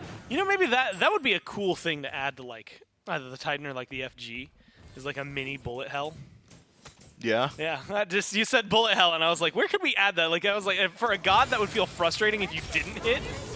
But for somebody else, it maybe feels a little bit better. Snoopy forced to use their beads just to get a disengage there. So already something that's off the board immediately as the Oni Fury is going to be spawning up. There's the ult from Dashboard, and that's going to go ripping through the Sages. But do they have the follow-up for it? Mando goes deep, and Mando, they're able to find a kill. It's Privative off the board immediately, and now the question is, can they survive the onslaught? Slash gets a good stun. Slash is going for Sops, but Sops manages to live through this one. They get 1 for none. Can they get out? The question is maybe going to be the biggest one for them. Sops goes down. Jengaru is in the back. Chinfu's low. And Jengaru, guess what? Still hanging around. Has to be careful, though. The shots from Chinfu still worrisome. Briz has gone too deep, though. Has it bit too much? And the answer is yes. Dashboard finds the kill. And maybe a little too deep of a dive from the Sages. Briz dashed in aggressively there. Decides his best to try and find the root. Try to finish off that kill. Well, you dashed aggressively right into a Bologna. Does not have Frostbound, but does not need it against the Thoth. So that's a pretty easy turnaround kill for the Anansi Weavers. And now, Briz dead for 30 seconds. Sops only dead for 15. Half the timer of the Athenian Sages mid laner. Should be able, the Anansi Weavers that is, to regroup and try and force yet another fight around this objective. That said, that was a sloppy fight from both sides. Athenian Sages overextend on their dive. The Anansi Weavers do the exact same thing, but only one gets heavily punished for it, and that time around, it was the Sages. Losing Briz, I think, you know, like if you lose, well, Sops doesn't make you feel too good. Sops for just Privative doesn't feel too great. Losing Briz on top of that, I think, really helps the Weavers out. Now it becomes this question mark. I mean, when you go around these neutral objectives, Mifflin, Briz feels pretty good to have on your team. you got a Thoth with a huge ult. You need him. Does a lot of damage. So either A, keeping him alive, but B, realistically, control of the neutral objectives. I mean, that's a Fire Giant, that's an Oni Fury. It's whatever you damn well want on the map. That can come just because of that, so you have to play a little more careful. If you're the mid laner here for the Sages, there's going to be a pickup onto Privative. And it might as well just be part 2. They're looking for the kill, and they're going to find it. It's just taking them a little bit longer to get to that point, but they find one and lose one in the process. Chinfu goes down, and they need to turn this back. They kill off Snoopy, and that at least keeps things going slightly in their favor. Wide from Briz on the ult, but now that that's down, that is your secure. That is your fight potential if you are the Sages. It could be the opening for the Oni Fury for the Weavers. Yeah, great initial trade over to the Athenian Sages. Privative for Chinfu, one I'm sure you're very happy to make. Once Snoopy falls down, again, the Anansi Weavers, by the narrowest of margins, are able to pull back a team fight win for themselves. But as you said, Thoth Ultimate now down, Briz also below 50% HP, won't really have the easiest time moving himself in towards this Gold Fury on defense. And with Chinfu dead for the Weavers, well, that Gold Fury is not going to burn incredibly quickly. So I think this next team fight could be the catalyst to shift up this game. A Gold Fury goes one way, it evens it out. If it goes over to the Sages, if the Weavers are able to continue their onslaught, these team fights all going their way, maybe the Weavers start to pull themselves an advantage as they start to move in towards that portion of the game where Fire Giant becomes the topic of the conversation. And that, I think, is the key, right? We're hitting to the point where all of a sudden it is a lot more important to have these big secures, but most importantly, pressure in lane as well as controlling team fights. And most of those have been going to the Weavers, not over to the Sages, despite that early game lead. So we'll see if the Weavers can keep that one up. Again, being able to run through this one, I think like that pause was like another perfect example of what's going to happen next. What's more than likely the Oni Fury is what I see happening in the near future.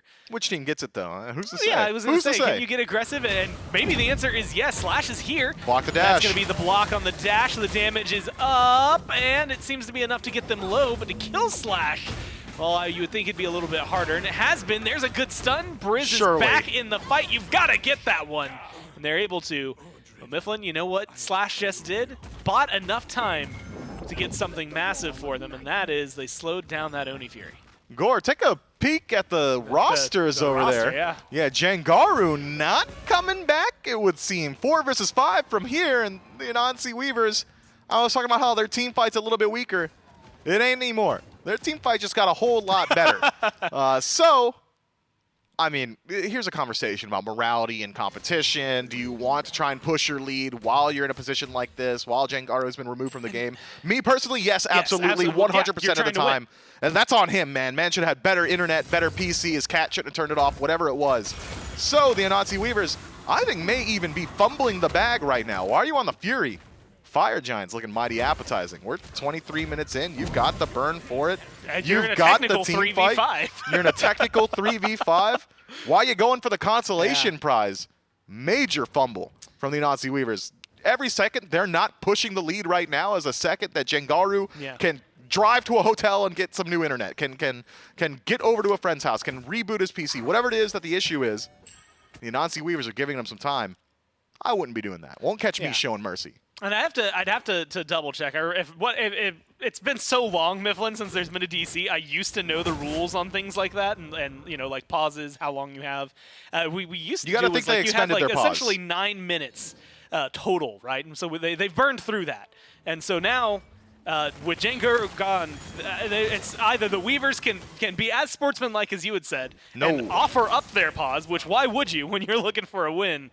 So unfortunately for them, on the side of the Sages, it is just now until Jangaru can come back. Why are they not grouped? That's just how it works in the rules, and it's been literal years since I've actually had to think about that. So luckily nothing changed about that. I heard there was a correct. And yeah, fight, get in here, Jingu Bang's ready. Mando Warrior's on the other side of the planet, but the Pyromancer started up by the Weavers, and right now it seems to be a little bit of control going their way. They get Pyro, and Mifflin, again, this is going to be it. Jangaru did just reconnect to the game, though, so now the 5-on-5 has returned, has fallen behind by 2 levels. Will that make a big difference? It depends on if they can get a kill here for the Weavers right now. Briz is able to get out of there. Slash is doing a little dance around in the jungle, but the health bars are low for the Weavers. Will this be the right comeback story for the Sages? They're going to start getting aggressive. They're there's a final judgment charged, canceled out smartly as the Weavers look to turn tail and run. The Athenian Sage is hot in pursuit. Primitive's got his ultimate available. If he can just connect that Dharmic Pillar, the slow would be good, but Briz decides that he wants to TKO somebody with his own ultimate. So Secure now lost from the Athenian Sages, as well as Kill Secures lost away. So Briz gonna have to wait a little while on that ultimate to come back up. I had said that it was a fumble, that the Anansi Weavers had not grouped up on Fire Giant. That was about 3, maybe 4 minutes where they had an opportunity to force a 5 versus 4 best case scenario for the Athenian Sages, or with Snoopy deciding to dedicate his time to split push, would have been a 5 versus 3. But instead, Jinku Bang was pushing down mid. They sent Mando Warrior to stop the push from Snoopy, so it was a 3 versus 3 inside the Fire Giant pit that the Anansi Weavers had pulled for themselves. Look, I'm not saying you got to be good at scumming a game, but like, Yeah, get good at scumming the game. You know what I mean? That was a massive, massive fumble. What? I think the Weavers straight up win. If they just group up as 5, Yeah, if they they even probably lose a do. Phoenix, they just win with that Fire Giant. But now we're back to an even game where the Sages are actually still in the lead. Mifflin, I have to say, I think I love your perspective on things, maybe more than anyone else. Oh, that's high and praise. I say that for this scenario specifically because I don't think I've ever heard anyone else get mad at a team for doing something a little more sportsmanlike. I love that because you are We're in here to there win. with the mind of the competitor and with the winner ideal, and they're trying to get that. Maybe they'll get it the old-fashioned way here. Jingu Bang gets low, has to play that carefully. The heal, it's just enough. Oh my God, Jingu Bang barely able to escape that one, but Briz once again has expended the final judgment, has not got a kill to show for a Chinfu, is low, but it does not matter because they are getting peeled for, although not enough anymore. Slash gets a little deep, and it's close, so they've already lost Mando. They've got to play this fight carefully, and it's not going their way. Double kill for Snoopy. They're getting aggressive Yikes. and moving forward. The Sages, they have a choice, chase down or go for the FG. It seems like the FG much more enticing and started up this time around. Jinku Bang has got beads, but no ultimate. CC immunity available. Good damage output on a Snoopy forces the airstrike defensively. The Athenian Sages had done a lot in the team fight. I think pulling the Fire Giant maybe a little bit overzealous. Had they reset to base then pulled, it would have been a much easier opportunity. Instead, essentially waste about 8 seconds as they are forced off by Jinku Bang. But still, 14 seconds left on the respawn from Mando Warrior and 10 from Dashboard means the Sages should be able to regroup and establish that defensive positioning yet again. The Anansi Weavers caught out inside the jungle, lose out on their team fight, and almost went a lot worse for him. What was that? Maybe 100 HP that Jinku Bang survives the ultimate from Briz with? If he falls down, we'd be talking about the Fire Giant going over to the Sages, who again had to play a 4 versus 5 for about 4 to 5 minutes.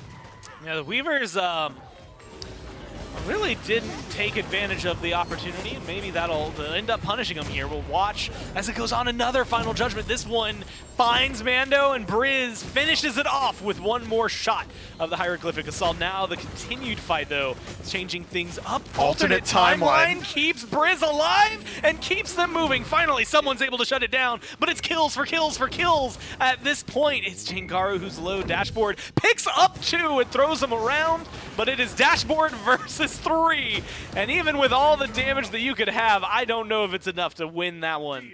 It is a full-on deicide in favor of the Sages, but they're so low, I don't know that they can get anything with it. Yeah, the Weavers a little bit slow on the group up there. Decided to take the fight before Sops was in position to follow up. The Grasp of Death does finally connect, and it connects with multiple targets, but the damage wasn't there in time. The Weavers essentially take a artificially manufactured 3 versus 5 engagement, and the Athenian Sages trade out 2 for 5 of the Anansi Weavers. Fortunately for the Weavers, the 2 they take out are the priority targets, the carries, the backliners. Mid and ADC, Briz and Snoopy fall down, which means Fire Giant certainly not an option. What can the Athenian Sages do with that time? Well, with only tanks and Jangaru, a tier 1 tower is about as good as it gets. Mid tower falls down, the Athenian Sages, they're going to have to do it all over again. Well, now the Weavers All ults up. Everyone's respawn. Those were some long death timers, by the way. We're 30 minutes in, is the thing. Oh, wow. We really are. We have made it there. So not only is it 30 minutes in and all those things about death timers that I was going to say. Oh, he's dead. Also, Enhanced FG, Chinfu he's living. is alive. Just barely. Is it going to be too shy for Briz and that final judgment? So now Briz is getting chased down there looking for the kill. Snoopy is gone, and that has been the turnaround play for him. Chinfu, guess what? He's back and ready for the punch. Jingaru does blink to get away, but it is a 5v3, and the damage seems to be there in favor of the Weezers. Good body blocks, keep Slash away, and they find another kill. Privative, Jingaru still alive and technically able to provide something. Once again, we see a lot of low health bars. Pyromancer started up. A 2v5, depending on the backs that happen here for the Weavers. Fire Giant right there, enhanced, ready to go. But it seems like they're slow rolling this. They've got 23 seconds before Snoopy is back to work with. Yeah, 40 on Slash. But the thing is normally you can add a couple of seconds, right? Typically it's like, hey, there's 20 seconds. Let's call it 25 because of the travel time. Snoopy's going to be back in the fight the minute he respawns. So if you go for this, you got to pull it soon. And it seems like they're starting to get a little risky, starting to get a little close, but they are going to start it up before the respawn comes in. Yeah, the Weavers have got time to play with. This is like a 99%er over to the Anansi Weavers as of now. Jangaru, not the greatest steal potential, especially not with the ultimate up. So this one should go over to the Anansi Weavers, who seem to me they did not want an asterisk on their win. They'll take the team fight in the 5-on-5 engagement, and perhaps the Fire Giant as well. Enhanced over to the Anansi Weavers, who will no longer have to concern themselves with backdoor protections, no longer need to push those minions into these towers and phoenixes, and instead can just try to shred them.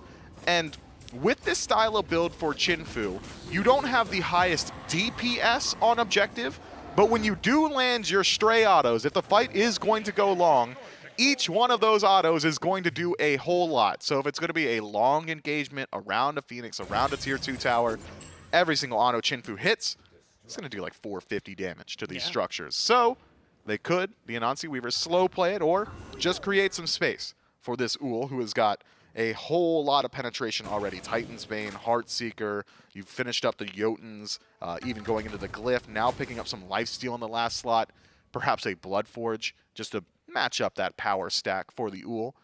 I like this build. I like the positioning for the Anansi Weavers. But they've got a lot they need to work through. 3 tier 2 towers standing between them and the exposed birds of the Athenian Sages. And the Sages will not roll over on defense. Their base defense is incredibly strong. Briz on this Thoth, one of the best at keeping enemy gods at bay. One of the best at keeping these minion waves out. The ultimates from Jangaru, they haven't been hitting multi-man, but it's a lot easier. It's a lot simpler to do when the game is confined to this tight space around the Phoenix. So keep your eyes on the Sages. They are by no means out of this. You have to figure out how you're going to play this. Mando's back in base right now. So it might be a little bit heroic teleport. Yeah, did just get bought. It looks like they're not going to use it unless necessary. The team... The slowest play I've ever seen. Has scattered to the winds. It actually took me a second to find them because I was looking at the tier 2 tower. I assumed they were just going to rush it down. It's an enhanced Fire Giant, by the way.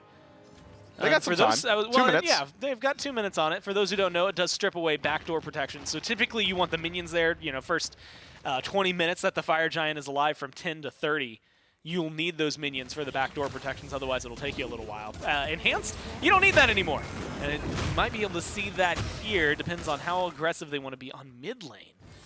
Which feels like it has a much more, and this might just be feel-wise, but doesn't the mid lane entrance to the Phoenix feel more cramped than left? I think the entrances themselves I think they are technically technically the exact same, but it feels cramped. Yeah, it's also like the hardest Phoenix to siege, especially with both side lane Phoenixes still available. So the Athenian Sages essentially have got two or three retreat paths available to them. So the Anansi Weavers, I think, making the correct decision to not only go for the highest value Phoenix if they are going to start a siege, but also one of the easier ones to siege out.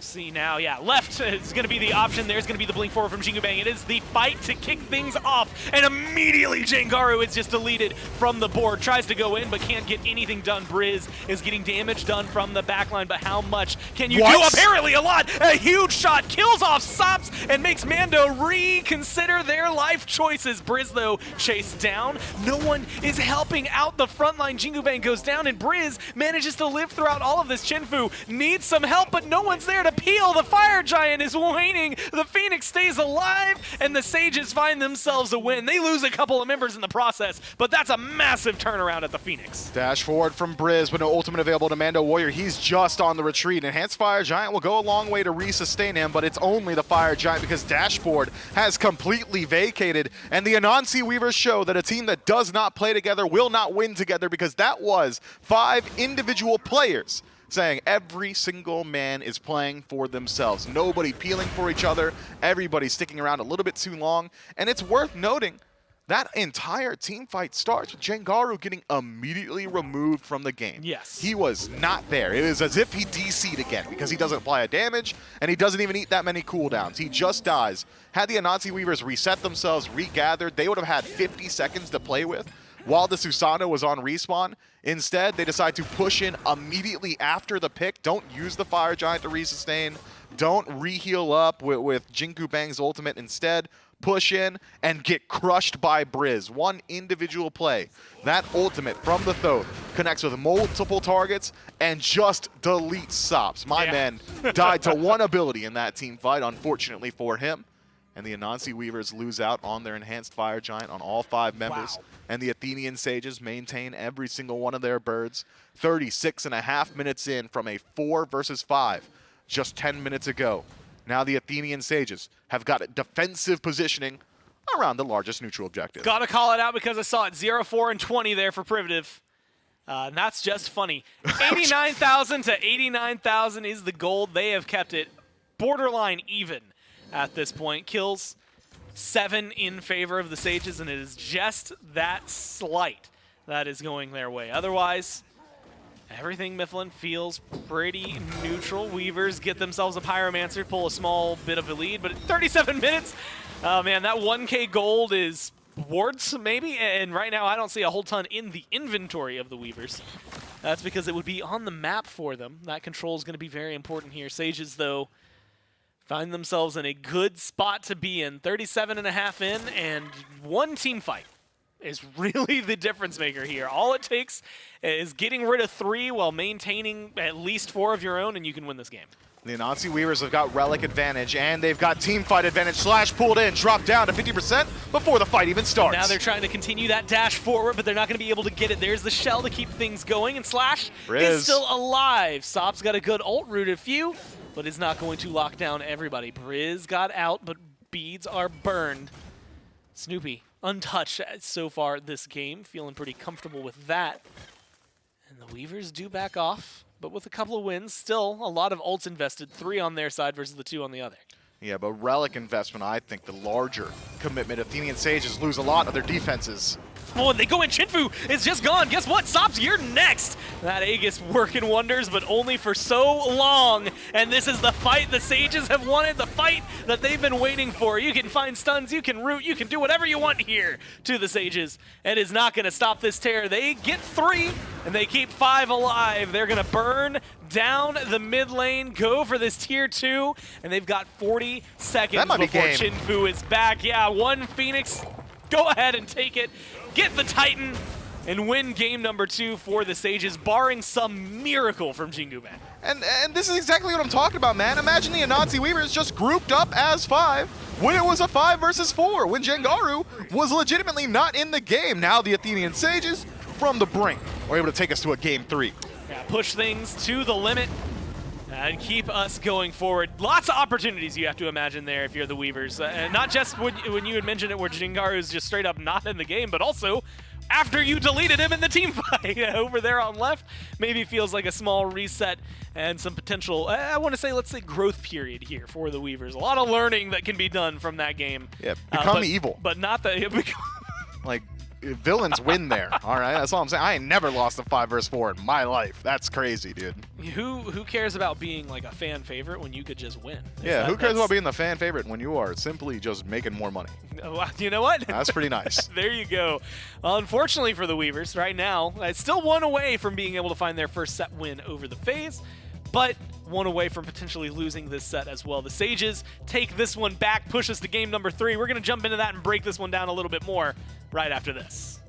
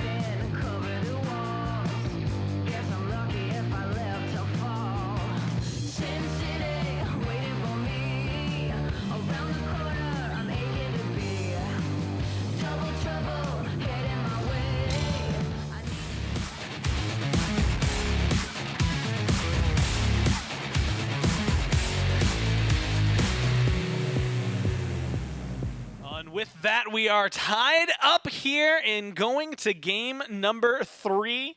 The Sages, despite a DC where they had to play 4v5, technically 3v5 because Slash got killed very early on right afterward, into what was an enhanced Fire Giant on the other side for the Weavers that didn't get any Phoenixes. They win a fight over there on left, they win a fight around the FG, and then they just win themselves the game. Mifflin, the Sages do what we were expecting of this team for a long time. My water bottle just fell over. It's empty anyway, so who cares? And then they do what we come to expect of them, I would say now, as Snoopy joins, and that is wins. Yeah, that is a clean dub for the Athenian Sages. It is very difficult to take a 4 versus 5 engagement, even for what was only 2 to 3 minutes there. But 2 to 3 minutes is a whole long time. Imagine you were dead for 2 minutes, right, in Smite. Imagine you grayscale for just 2 like minutes. in general, I was like, damn, I'd probably come back worse for wear. Yeah, no, it's just how long? Just got to think the Anansi Weavers had an opportunity. How long can the body be dead?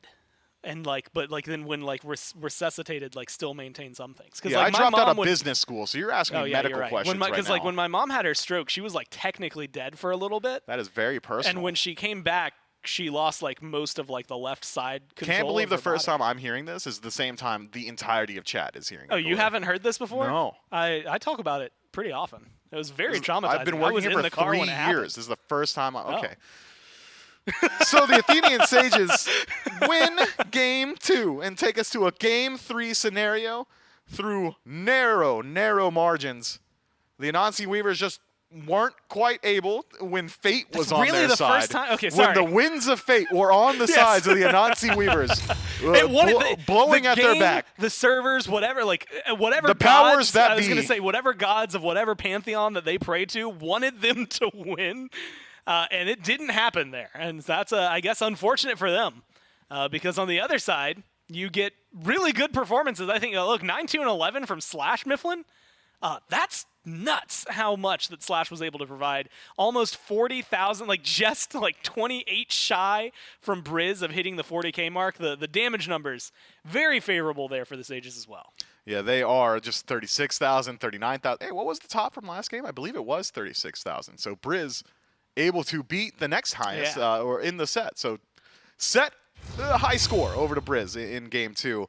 Adaptations, I think, is going to be the name of Game 3. Now you've got as much data as you're going to get on both of these teams in this set, which means you know exactly what's going to work for both of these squads. Both the Athenian Sages and the Anansi Weavers, I think, should probably dedicate a couple more bans to target bans. I don't think we're going to see that Thoth again. I'd be surprised if Snoopy was allowed to play that Jingwei. It's hard to remember because it was legitimately 30 minutes ago, but Snoopy was dominating the laning phase up against Chinfu's Ull, so maybe some changes there in P's and B's. Yeah, we'll have to figure that out.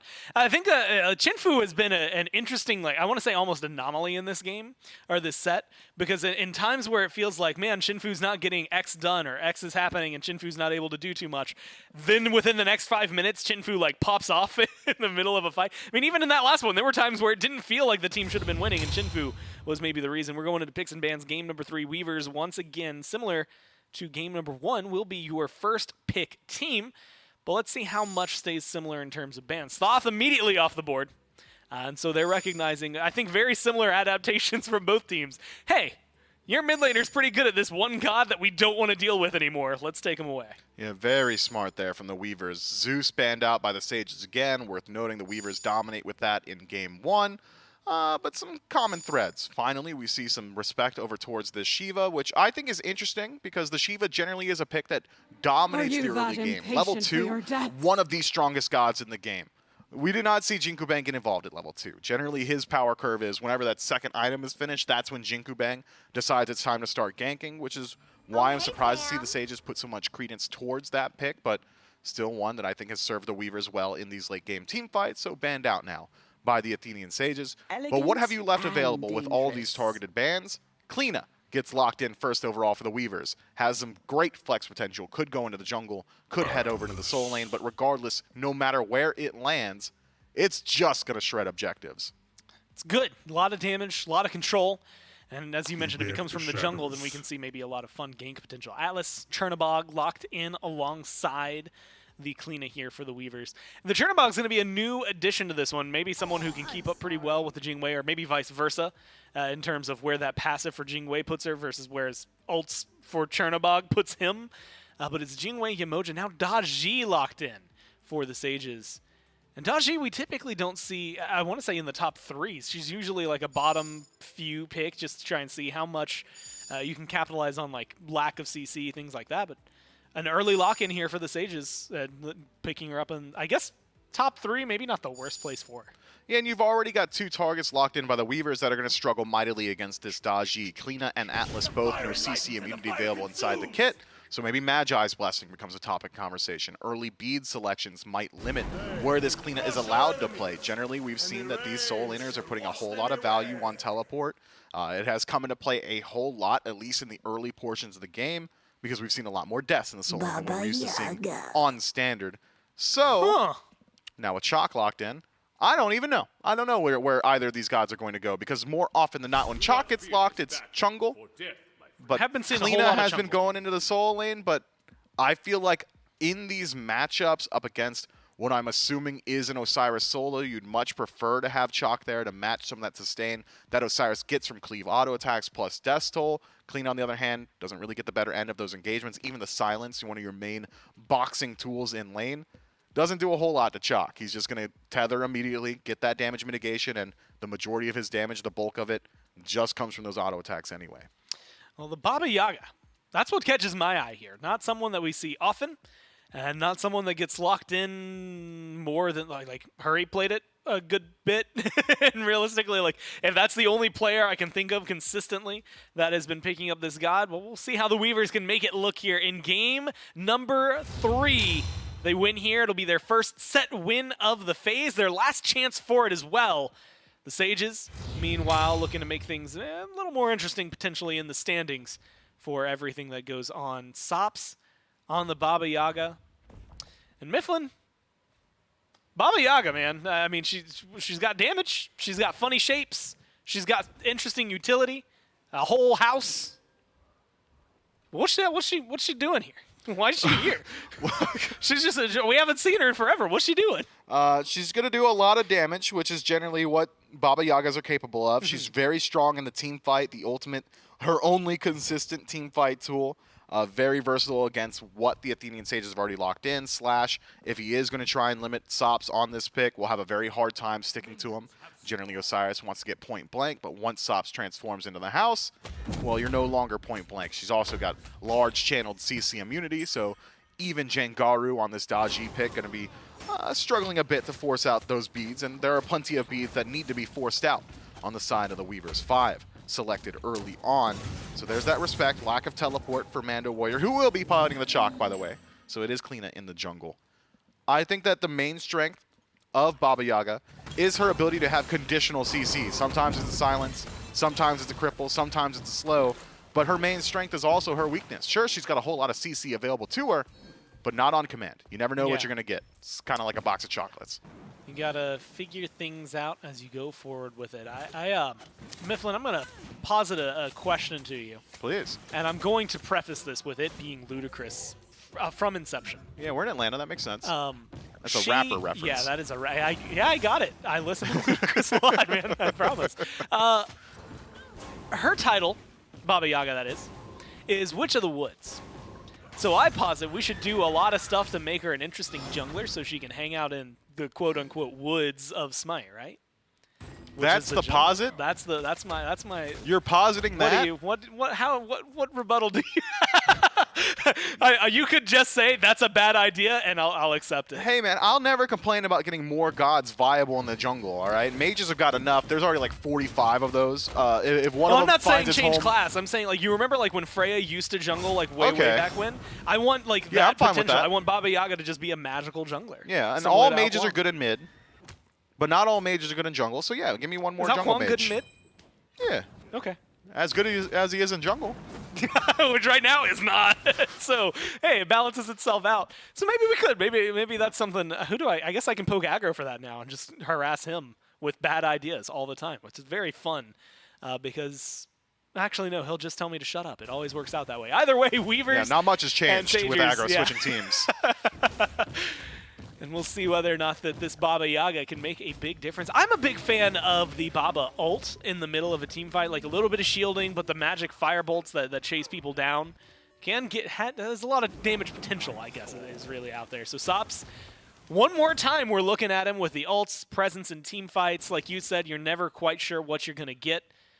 So you have to be careful with your abilities. And that's not just like what CC are you going to get. It's like what shape CC are you going to get? Are you going to get a loop silence or a Y? How much damage is your 2 going to do? Yeah, and that's going to be the fun one. Also watch the consumables. That's something that's fun with Baba Yaga is whenever you do pocket some of those potions, which might not happen early on, but it should be something that we come to expect from Sop's late game, looking for those high damage potions. Right now it's high damage in the duo lane. Shinfu on this Chernabog, finding some decent shots. Snoopy once again back on the Jingwei, has gone into the gauntlet, the Devo's gauntlets into the Wind Demon last game. I'm expecting something pretty similar here. Yeah, I think it is really dependent on how much gold you've got, and if Snoopy loses out on any of his relics or loses out on his ability to hang out in lane, well, he won't have all the gold to finish off that Blood Forge. I think it's more so, hey, if I got First Blood, I'm going to Blood Forge. Like, that's it. That's the simple arithmetic. If you've got that First Blood bounty, you can afford to go immediately into that power and lifesteal that does not require stacks. Otherwise, Devourers might just be more cost efficient. Oh, Jengaru slowing me down from making another bad joke, maybe saving people. I was going to say the other thing I forgot about Baba I Yaga. saw you gasp and like clap your hands, so I try to get out so quick so you can talk. It was for a joke? It's for a bad joke because Okay, let's Baba hear it. Yaga can literally hand them the L because that's one of her ability shapes. I want everyone to know, you can't see Mifflin. He's contemplating his life right now. Like he's sitting there, he's wondering, what did I do to be sitting here at 12:55 p.m. on a Friday, stuck in a room with beautiful Gore, outside. forced to have a conversation, and he's making really bad Baba Yaga jokes twice in a row. I'm just trying to touch grass, man. That's all I want to do. Yeah, dude, that's good. That's good stuff. Needed that. Didn't have a coffee today, but that woke me right up. What do I talk about now, man? Yeah, okay. I've been Do you want me to derailed. here? I'll jump back on for you. Uh-huh. The last couple of games, I've pointed out specifically duo lane being like a big point of contention. Yep. And usually that's been around like, hey, we've had an aggressive support, something like the Atlas, plus someone that I tend to recognize as being aggressive. Chinfu's been on that Wooler, and I've expected a lot out of it. First game, we get first blood over there. Second game, we don't. Third game, is TBD. duo lane the place that it's going to pop off, or does it feel like this is going to be more jungle-centric? Yeah, I feel like junglers probably will be dictating the pace of this one a little bit more so. Junglers generally will be dictating the pace more often than not, but specifically because of the matchup between Dashboard and Snoopy. Dashboard can pick up Snoopy every single time, but the second he releases, it's catch and release for Atlas, Snoopy can dash out. It essentially acts as a knock-up where you start in the air. So, not the greatest matchup between Atlas and Jingwei, so not a whole lot of kill pressure. Privative on Yamoja, so much healing. If anybody's dying in the dual lane, I just gotta imagine it's one of the Anansi Weavers. It's gotta either be Dashboard or Chinfu, but global presence from Chinfu, not the greatest lockdown potential from Snoopy. Chernobog, again, having great answers to that Yamoja ultimate. I don't think it's high-impact duo lane. It's more so, when does Jengaru get involved? Relatively shortly, I'm thinking, because he's already got the Jotun's Wrath finished up. Slight variation in the builds between these junglers. Jinku Bang going towards anti-heal. Brawler's Beat Stick in the first slot. A lot more damage, not as much utility. I'm thinking somebody's going to get their beads burnt before too long on the Weavers, and Jengaru's going to be there to pull them in. That's going to be point of contention. 6 minutes, I think, was the first blood in game number 1. Game 2 happened a little bit quicker than that, but seems like things won't be popping off too soon here. And you got to think about this, at least when I look at it. Like Briz is, I didn't even realize, back on the Agni, did not fully register that that's what they locked in over there. But with the Baba Yaga here, I kind of don't expect the Weavers to want to fight that heavily in mid early on. It seems like the Sages want to, and maybe they go a little too far. Jengaru goes up onto the Powwow, does not find any pulls. Instead, the walls separate. Baba Yaga still in the house, still throwing out damage. Not able to find the kill, though. Jengaru, thanks to a shell from Priv, gets to walk out of that one. So some beads finally burnt on the side of the Anansi Weavers. It is going to be Jinku Bang and it's going to be Dashboard, who are both struggling to survive the next rotation of Jengaru's ultimate. Snoopy dashes forward, has the 1v1, but it is not a 1v1. Dashboard rotates in, 2v1 now, but Snoopy still confident in his ability and still competent in his ability as well. Steals away the purple buff and walks out scot-free. Yeah, just kind of does it and is fine. With this positioning as well, playing aggressively, there's Chinfu, comes back in with the ultimate and looks for the root. They're trying to get the kill onto Snoopy. Snoopy uses the ult to disengage, but there's the pullback onto Privative. You might have gone a little too far this time. Riptide works wonders. Dashboard cannot continue the onslaught. And with Briz making a rotation over, First Blood seems to disappear from left lane. Almost continues in mid. Jengaru able to get out of there. Stay alive one more time. Mifflin, they've evaded death yet again. Jinku Bang playing with fire there, getting aggressive so close to that tower. Jengaru very close to having that ultimate back end available. So good presence of mind from the cleanup player to realize that he's got an opportunity to get aggressive before the Powwow is up again. Chinfu similarly getting aggressive in the jungle. Does not have mana, does not have ultimate, does still have those beads, but Snoopy, completely will not be able to chase out that fight, and purple buff dropped down by the Athenian Sages. And there's that strength of Jingwei yet again. Sure, you won a boxing match. Sure, you forced them back to base. Just floats back in. Doesn't miss a single bit of farm. Just a little bit of gold. Just a little bit of gold. And really doesn't end up affecting them too badly. I think at this point, if you want to go into like minutia, you can look at like the stacks. It is 1,500 gold though. And almost 1,000 experience. And we've come to learn and notice that 1,000, at least in terms of experience, doesn't change too much. You'll see the levels and where their gaps truly are. There's going to be the Powwow. That's going to be a pull onto Dashboard no matter what. Looking for the first blood, and Jengaru is going to get the credit for that one. 600 into the pocket, and a clean kill to boot. That is going to be only 2 pairs of beads that are still down, about to come back up. So Jengaru has their work cut out for him next time around for the rotation of ults. Yeah, look at Snoopy's build again. 3 games, 2 different gods total, but 3 different wildly varying builds. Odysseus bow in the 2nd slot. Don't know where he's going with it. Other than attack speed, I guess we know what it's going to give us. Only attack speed. Chinfu goes up. Chinfu is going to ult all Briz. the way to Briz, and Briz, well, just mistimes everything. He's got it. Now has to wait for the One more. cooldowns. He's got get dash. the dash, get the auto, get the kill. But they lost Slash in the process, Mifflin, and now they've got a numbers advantage over on right, and they get the CC necessary. There's the pull in onto Briz. Beads are used, but where are you going to go? Your dash is up. Mid lane seems to be the safety number.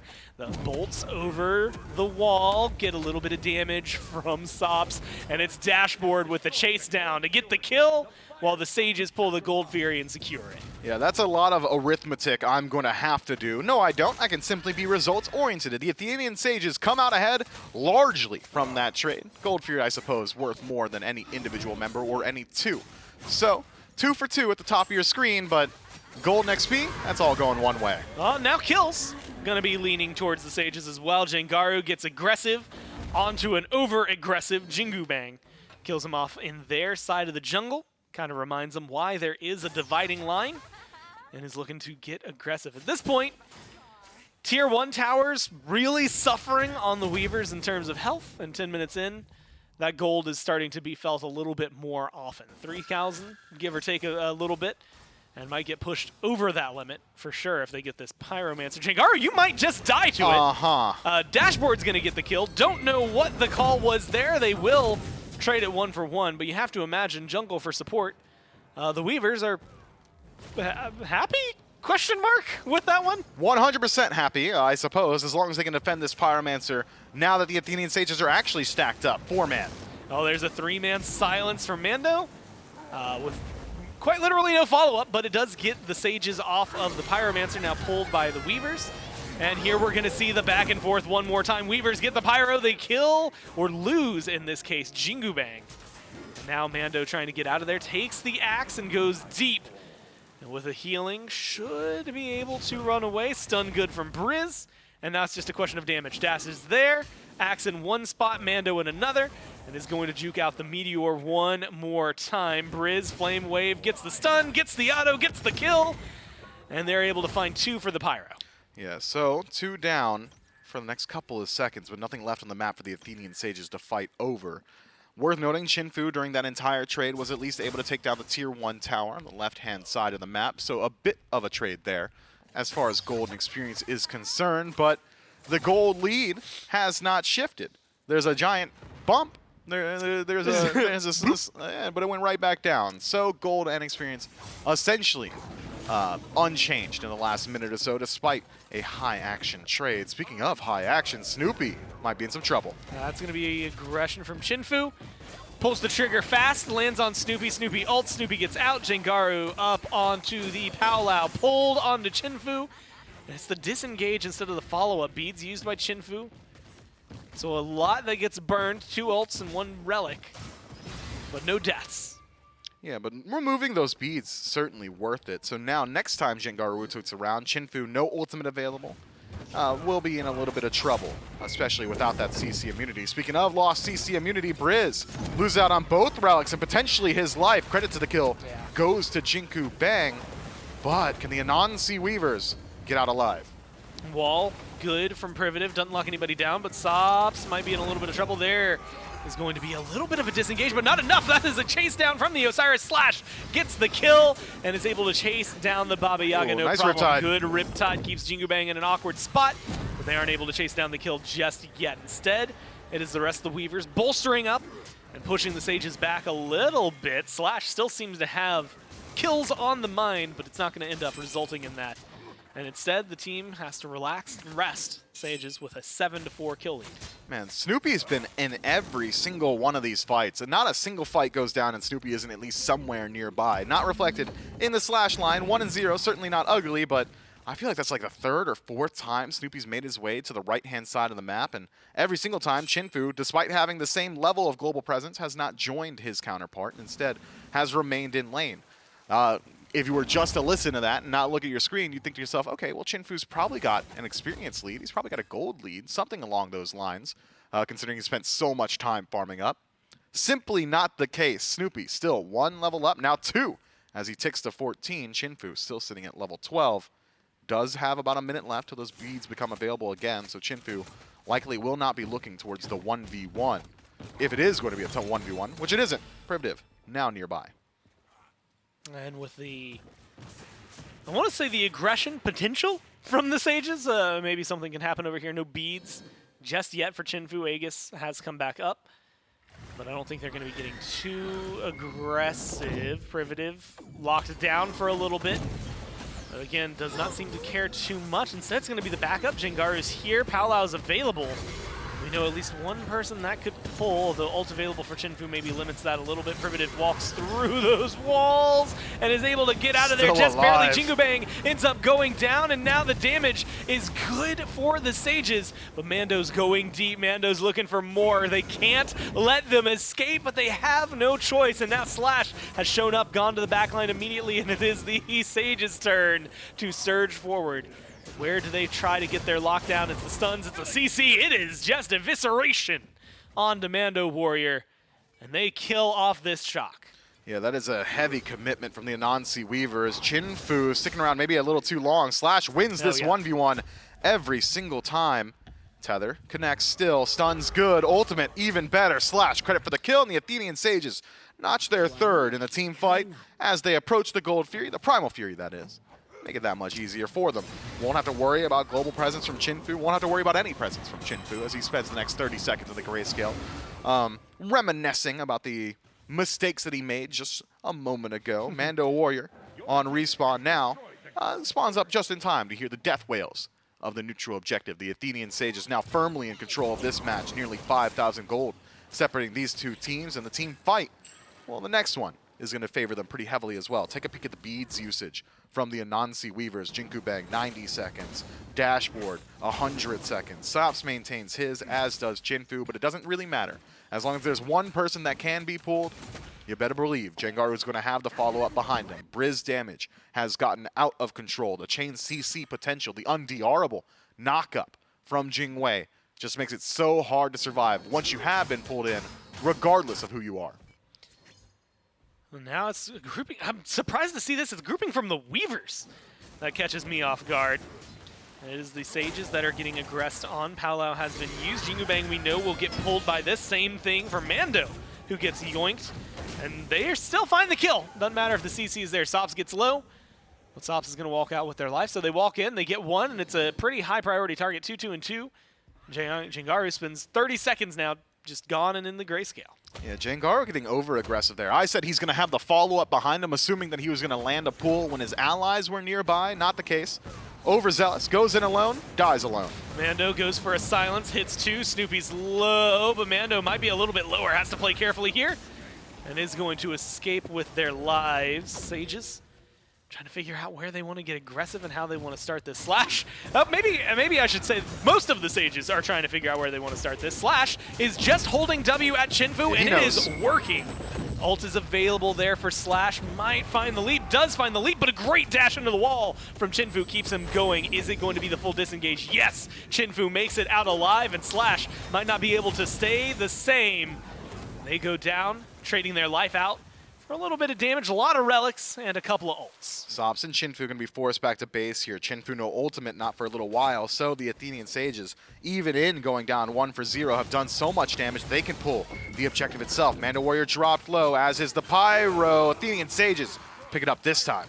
That has been a few unanswered kills for the Weavers, but neutral objectives still going the way of the Sages. Now we start talking about things like the Fire Giant. We're 18 minutes in.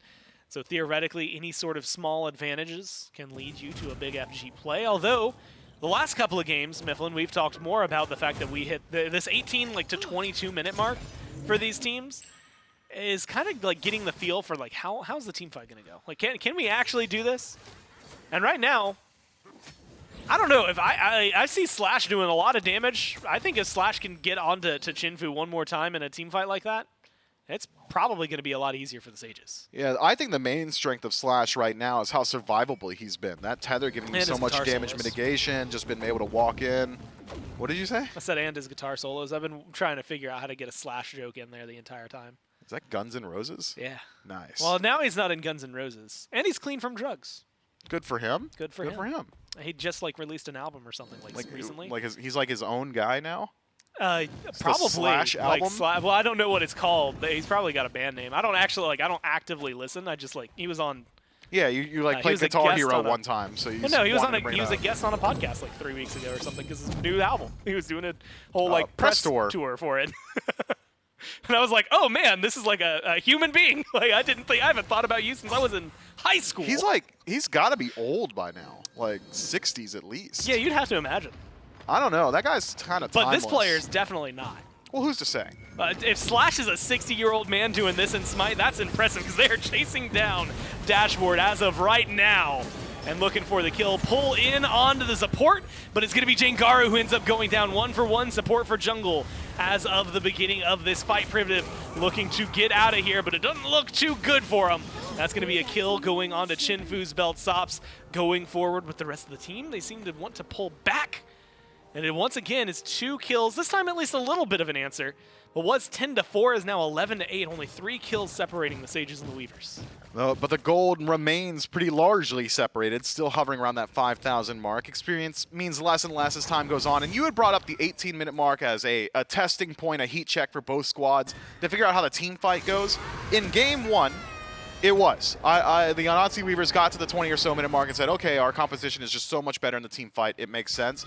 Game 2, I'd argue team fights were probably pretty equal in relative value, but the lead had belonged to the Athenian Sages. Regardless, the Anansi Weavers were able to take a bunch of team fights at that point and bring us to a dead even game.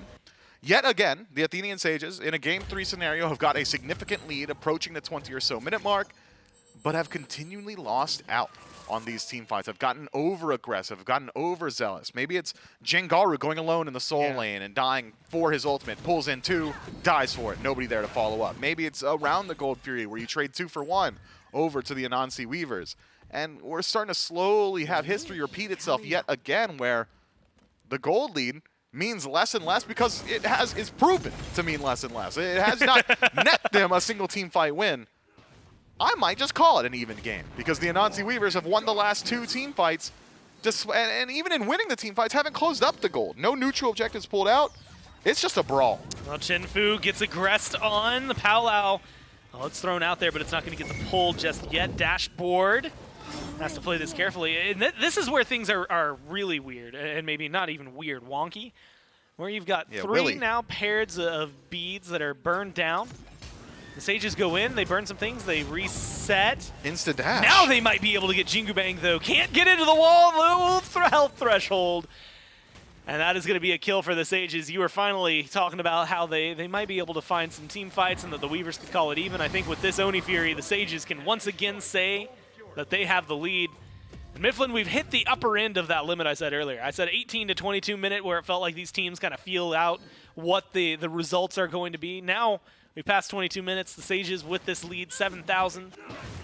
Feels like they should start looking over towards the right side of the map. Yeah, Pyromancer going to be spawning up very shortly. Fire Giant, definitely an option. Jinku Bang dead for 20 seconds. 5 versus 4 favoring the Sages. Relics still pretty strong in their favor as well. Still have Shell, still got a good deal of beads. Blink available to Slash, so he can close gap into that back line with relative ease. Chinfu, no defensive relics available. Still 10 seconds left on Jinku Bang. Let's call it 10 seconds to walk to the Fire Giant. Greater Scorpion pulled out by the Athenian Sages. Fire Giant, we're just dropping wards as of now. Want a cleaner team fight before you're able to force yet another engagement. So the Athenian Sages reset. I just think, sure, you might not be strong enough to do Fire Giant proper, but if you threaten it by pulling it and the Anansi Weavers don't show up, you get Fire Giant. And if they do show up, you take a 5 versus 4 engagement. The Athenian Sages just playing very safe right now, very trepidatious in their approach, very cautious in their aggression. 23 minutes in with a gold lead like this, with a numbers advantage like that, I don't think you need to be all that cautious. No, I think I agree with you wholeheartedly. Up into the skies goes Chinfu, crashing down in mid. And they're going to go into a fight with Snoopy. Snoopy uses the ult to disengage almost immediately. Primitive gets the Riptide. And there's going to be a teleport coming in, presumably from Slash, to get engaged in this fight. Jengaru in a 1v1 with Jingu Bang finds themselves under the tier 1, but losing a lot of their health in the process. It is a balanced fight up until this point. Slash still holding W. And still finding damage, but not able to find a kill this time or sort them out the same way. Powwow, not available. Could have gone massive with all the beads that are down. And unfortunately for them, it's going to be, once again, a small little reset. But the Sages, I mean, they might not have, well, a lot of relics. They might not have a lot of ults, but they do have a lot of health, Mifflin, and a lot of gold in the lead to work with. They start going over towards the FG. You have to imagine this could result in a pull, and the answer seems to be no. They leave the Fire Giant alone. Look at the relic usage from the Anansi Weavers, who again decided to start that fight aggressively by walking into the Athenian Sage's tower.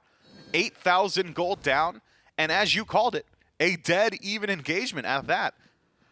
I am just not certain what the Athenian Sages are waiting for. What is the power spike? What is the amount of gold that you feel confident to dig in your heels and actually take the engagement? Because there, 8,000 gold in your own tower? And still looking for the disengage the entire time. I mean, yeah, sure, Jengaru loses out in a 1v1 up against Jinku Bang, does at least burn the beads from the cleanup, so you know Jinku Bang can't stay involved. The Anansi Weavers just playing with wild abandon, confidence across the board. But the Athenian Sages, as if a switch has been flipped 25 minutes in, they group on the fire and they pulled out. Well, Mando takes half their HP as well at the beginning of the engagement. That's going to be a jump forward from Slash and a pull in onto Jinku Bang. Jengaru finds the kill and is able to turn this into a 4v5. Might as well be a 3v5 because Mando has been eliminated from contention for a moment and they don't have teleport. So it is going to be a full force Sages ready to move forward. Chinfu knocked away and Sops might just go down. You got to close the kill. Snoopy able to get that one. They get dashboard for luck and that's 3 officially gone, maybe 4. Chinfu goes down here over the wall for Snoopy, and it's a 4-man swing. The Sages finally start up the Fire Giant. And the Athenian Sages answer my question. What are you waiting for? Exactly that opportunity. 4-for-0 over to the Chaos team. Fire Giant as well. Now on all 5 belts and plenty of towers left to push that gold lead even further. We're at 11,000 now, approaching 12 by the way. And by the time all these tier 2 towers are down, we'd probably be around 14 to 15,000. Get a Phoenix, you're looking even better. And I think Phoenix should be the answer with that desynced death onto Chinfu. 30 seconds left on his respawn. Credit to the kill over to Snoopy. They've bought themselves the time to do exactly this. Phoenix approached and burning quick. Yeah, I mean, just gone. And so that is a good play from the Sages. We'll have a little bit more to work for in mid. Well, not anymore. They have a split push. Jengaru knocks down that tier 1 that otherwise was going to make things a little more tedious for them. Looks like might be able to just get the tier 2 at that rate. Has a lot of damage and it's gone. More gold in the pocket for the Sages. They are going to fall back just a little bit though. Knock down 1 Phoenix, knock down 2 towers. Now with the Primal Fury coming up, you have to imagine that's going to be on the list, as well as a whole slew of items to be bought. Snoopy has had 3,600 gold, and just buys Envenomed Deathbringer. Just straight buys Envenomed Deathbringer. And now you have to imagine that power spike is going to be massive. Yeah, no 1v1 potential between these hunters. Chinfu, if he lines up against Snoop, is just wrong to do it, because he doesn't have any crit, and that's how Hunter 1v1s go. Just 1 auto attack, 1 separator, 1 little bit of luck is all it's going to take for Snoop to dominate in that team fight.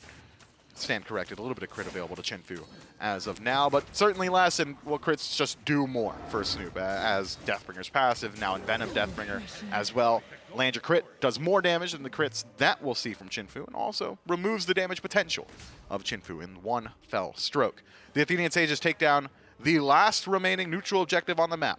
Fire Giant power play maintained for another 2 minutes, and only 1 tier 2 tower standing between them and the last 2 birds of the Anansi Weavers. We have not had an opportunity up until this point to see a 5-on-5 engagement inside a base defense scenario, and it isn't exactly the strongest here from the Anansi Weavers, which is why we see Chinfu trying to separate the map, trying to split push, trying to create some sort of distraction that the Athenian Sages need to answer, because Baba Yaga, being a unorthodox, non-standard mage, struggles in scenarios like this. This is going to be either big opportunities for Sops or, like you said, just the struggle bus. I guess we'll see whether or not Sops can make something happen. Phoenix defense is going to be what they have to do here. Remember, this one, contrary to the last first FG that we saw, is not enhanced. So they will have to play a little carefully, maybe around minions, maybe just around kills. They got Jingu Bang like it's nothing over there in mid. Mando Warrior pulled in by the Powwow. The silence will be okay, but is it going to be enough to slow down what has otherwise been an onslaught from Slash? And so far, the answer seems to be yes. The Phoenix not taking a lot of damage. Chinfu ults over to mid to try and give a little bit of assistance. Does help save the solo laner for his team and keeps that Warrior moving and alive for now. Jinku Bang still dead for 35 seconds. The Athenian Sage is not only benefiting from the healing of Fire Giant, but also of the healing from Privative, already able to resustain and reapproach the left side Phoenix. It falls down with ease. Slash, acting as the solo agent in mid, drops the mid Phoenix down to 10%. Yeah, all it's going to take is a couple of hits from Snoopy. That should go away, and that is the burn down for them. Now, do they surge forward? Do they go into the Titan room? 10 seconds left on Jingu Bang.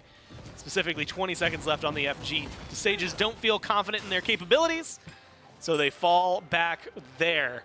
One more fight, maybe all it will take, but one more minute is all we have until the FG respawns, and maybe we see something forced out of these teams. Otherwise, it's a back, it's a bye, and the Sages are going to play this one a little safer. All three Phoenixes down. Yeah, not much left to buy for the Athenian Sages, who are very rapidly approaching a 20,000 gold lead. Relics starting to get upgraded, move in towards the wards, pick those up, head back to base after you drop the wards, buy some more, because you got plenty of money to spend. Money's meant to be spent. That's true in all things, not just Smite, but specifically Smite. So, the Anansi Weavers now find themselves in a position to answer a very, very difficult question. Do you want to take a defensive situation in neutral territory or inside of your own base? The remnants, the ruins of what used to be your own base. Right side Phoenix has respawned, and mid and left Phoenix will not come back up before the Fire Giant, enhanced now, as we've crossed that 30-minute threshold, drops down. I think the Anansi Weaver is probably best suited in taking a fight in neutral territory. Yeah. We've seen now that their base defense not incredibly strong. No. Jinku Bang gets an inherent buff by playing inside of the jungle just by nature of being Kleena and having more walls that she can walk in, more traps that she can set. Sops will benefit from being able to leap over some of these structures. The chase potential of the Athenian Sage is limited by ultimates. Briz can't get over walls. Privative, Snoopy, all stuck unless they're willing to dedicate their own ult. But all that analysis goes through the window as the Anansi Weavers seem to not echo my sentiment. Instead, they get caught out slightly in the jungle, don't approach the Fire Giant, which will go over to the Athenian Sages. Well, there's going to be a Riptide Mando caught out at the tier 2 line and right and killed off before the fight can even begin, but that is going to be a trade. Alternate. And Sops goes down. Briz does stay alive, but only for a little bit. It's still a tear, though. I mean, look at the damage. Briz was able to find some from the grave. And now Snoopy, the damage from Slash, everything they've got going for them. Get the D aside, come in, kill the Titan, and win the set 2-1. So the options available to the Anansi Weavers were group up as 5 and defend your base, or group up as 5 and defend the Fire Giant. They did neither. Yeah, They chose option C, fold like a lawn chair. And they did. Mando caught out the rest of the team. I mean, it just elongated, stretching into the base. I do agree with you, though. I feel like you have to leave the base. Once your Phoenixes are down, are you gonna fight under your Titan? They're just gonna kill the Titan, man. They don't care about you. And so, well, unfortunately, there for the Weavers, they end up ending this phase with no wins. The Sages, though, pick up a couple, and they find them in the last 2 weeks of play. And now they're feeling a little bit better. The pickup on Snoopy seems to be an improvement for the team all around. And we'll happily watch them as time goes on. We're going to break this one down, look at the rest of the day, because there's still 2 more NA sets that are going to be happening. But all of that is going to be right after this. We'll be right back.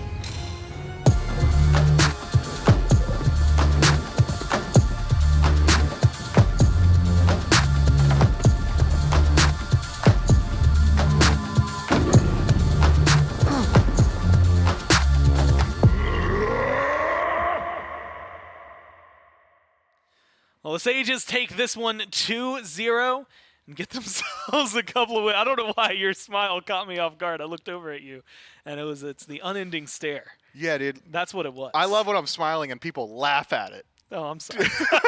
I didn't think about that part. I'm sorry. I don't want you to insinuate it. I don't want you to think about it. You know what? You did. They did really well there. I was trying to figure out where I was going with that one. It was the Sages. They did really well. Game 1, maybe not as clean as they would like. The Weavers end up taking that one. And I'll be honest with you, Mifflin, it was long enough ago that I can't even remember quite how they did it.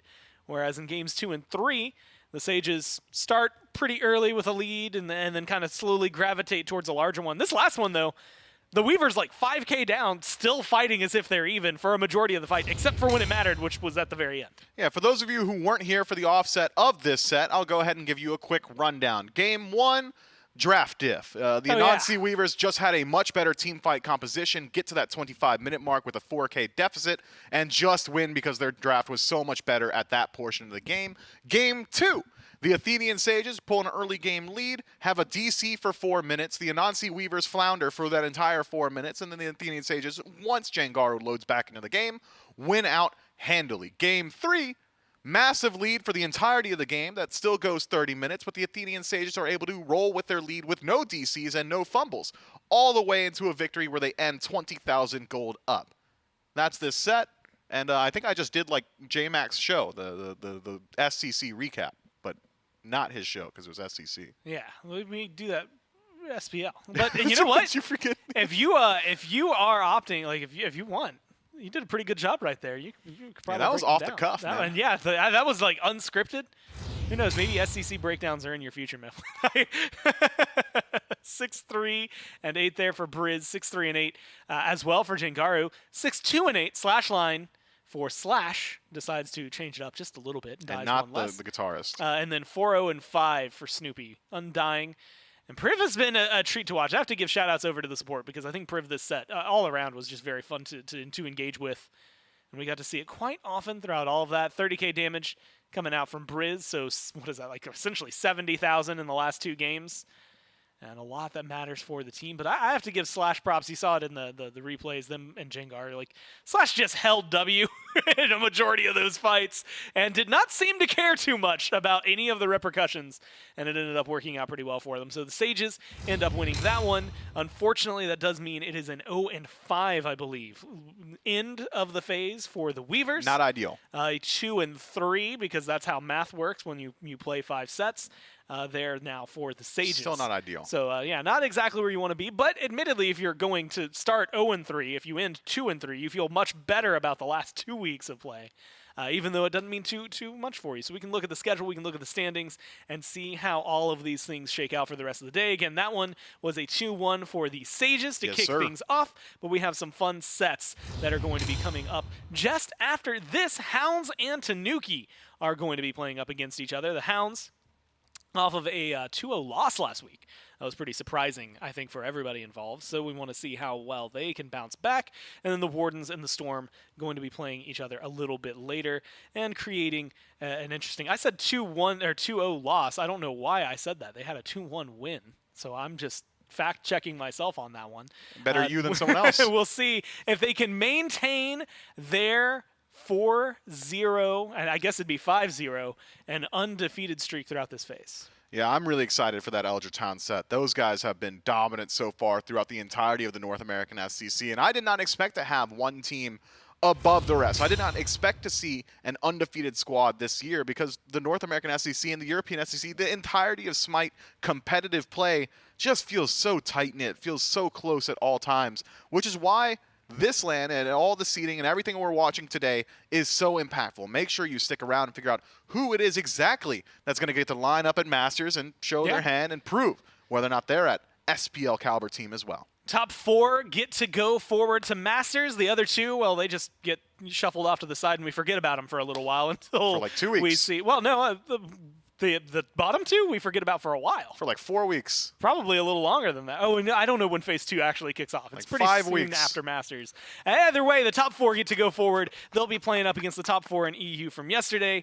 And, of course, they'll be playing against the 8 SBL teams that will join them in Masters for the 2-week event. We'll find out and finalize those top 4, all of that throughout the day. But that's going to be set 1. Set 2, we're going to kick it to a quick break, and then we'll be right back. 5 weeks.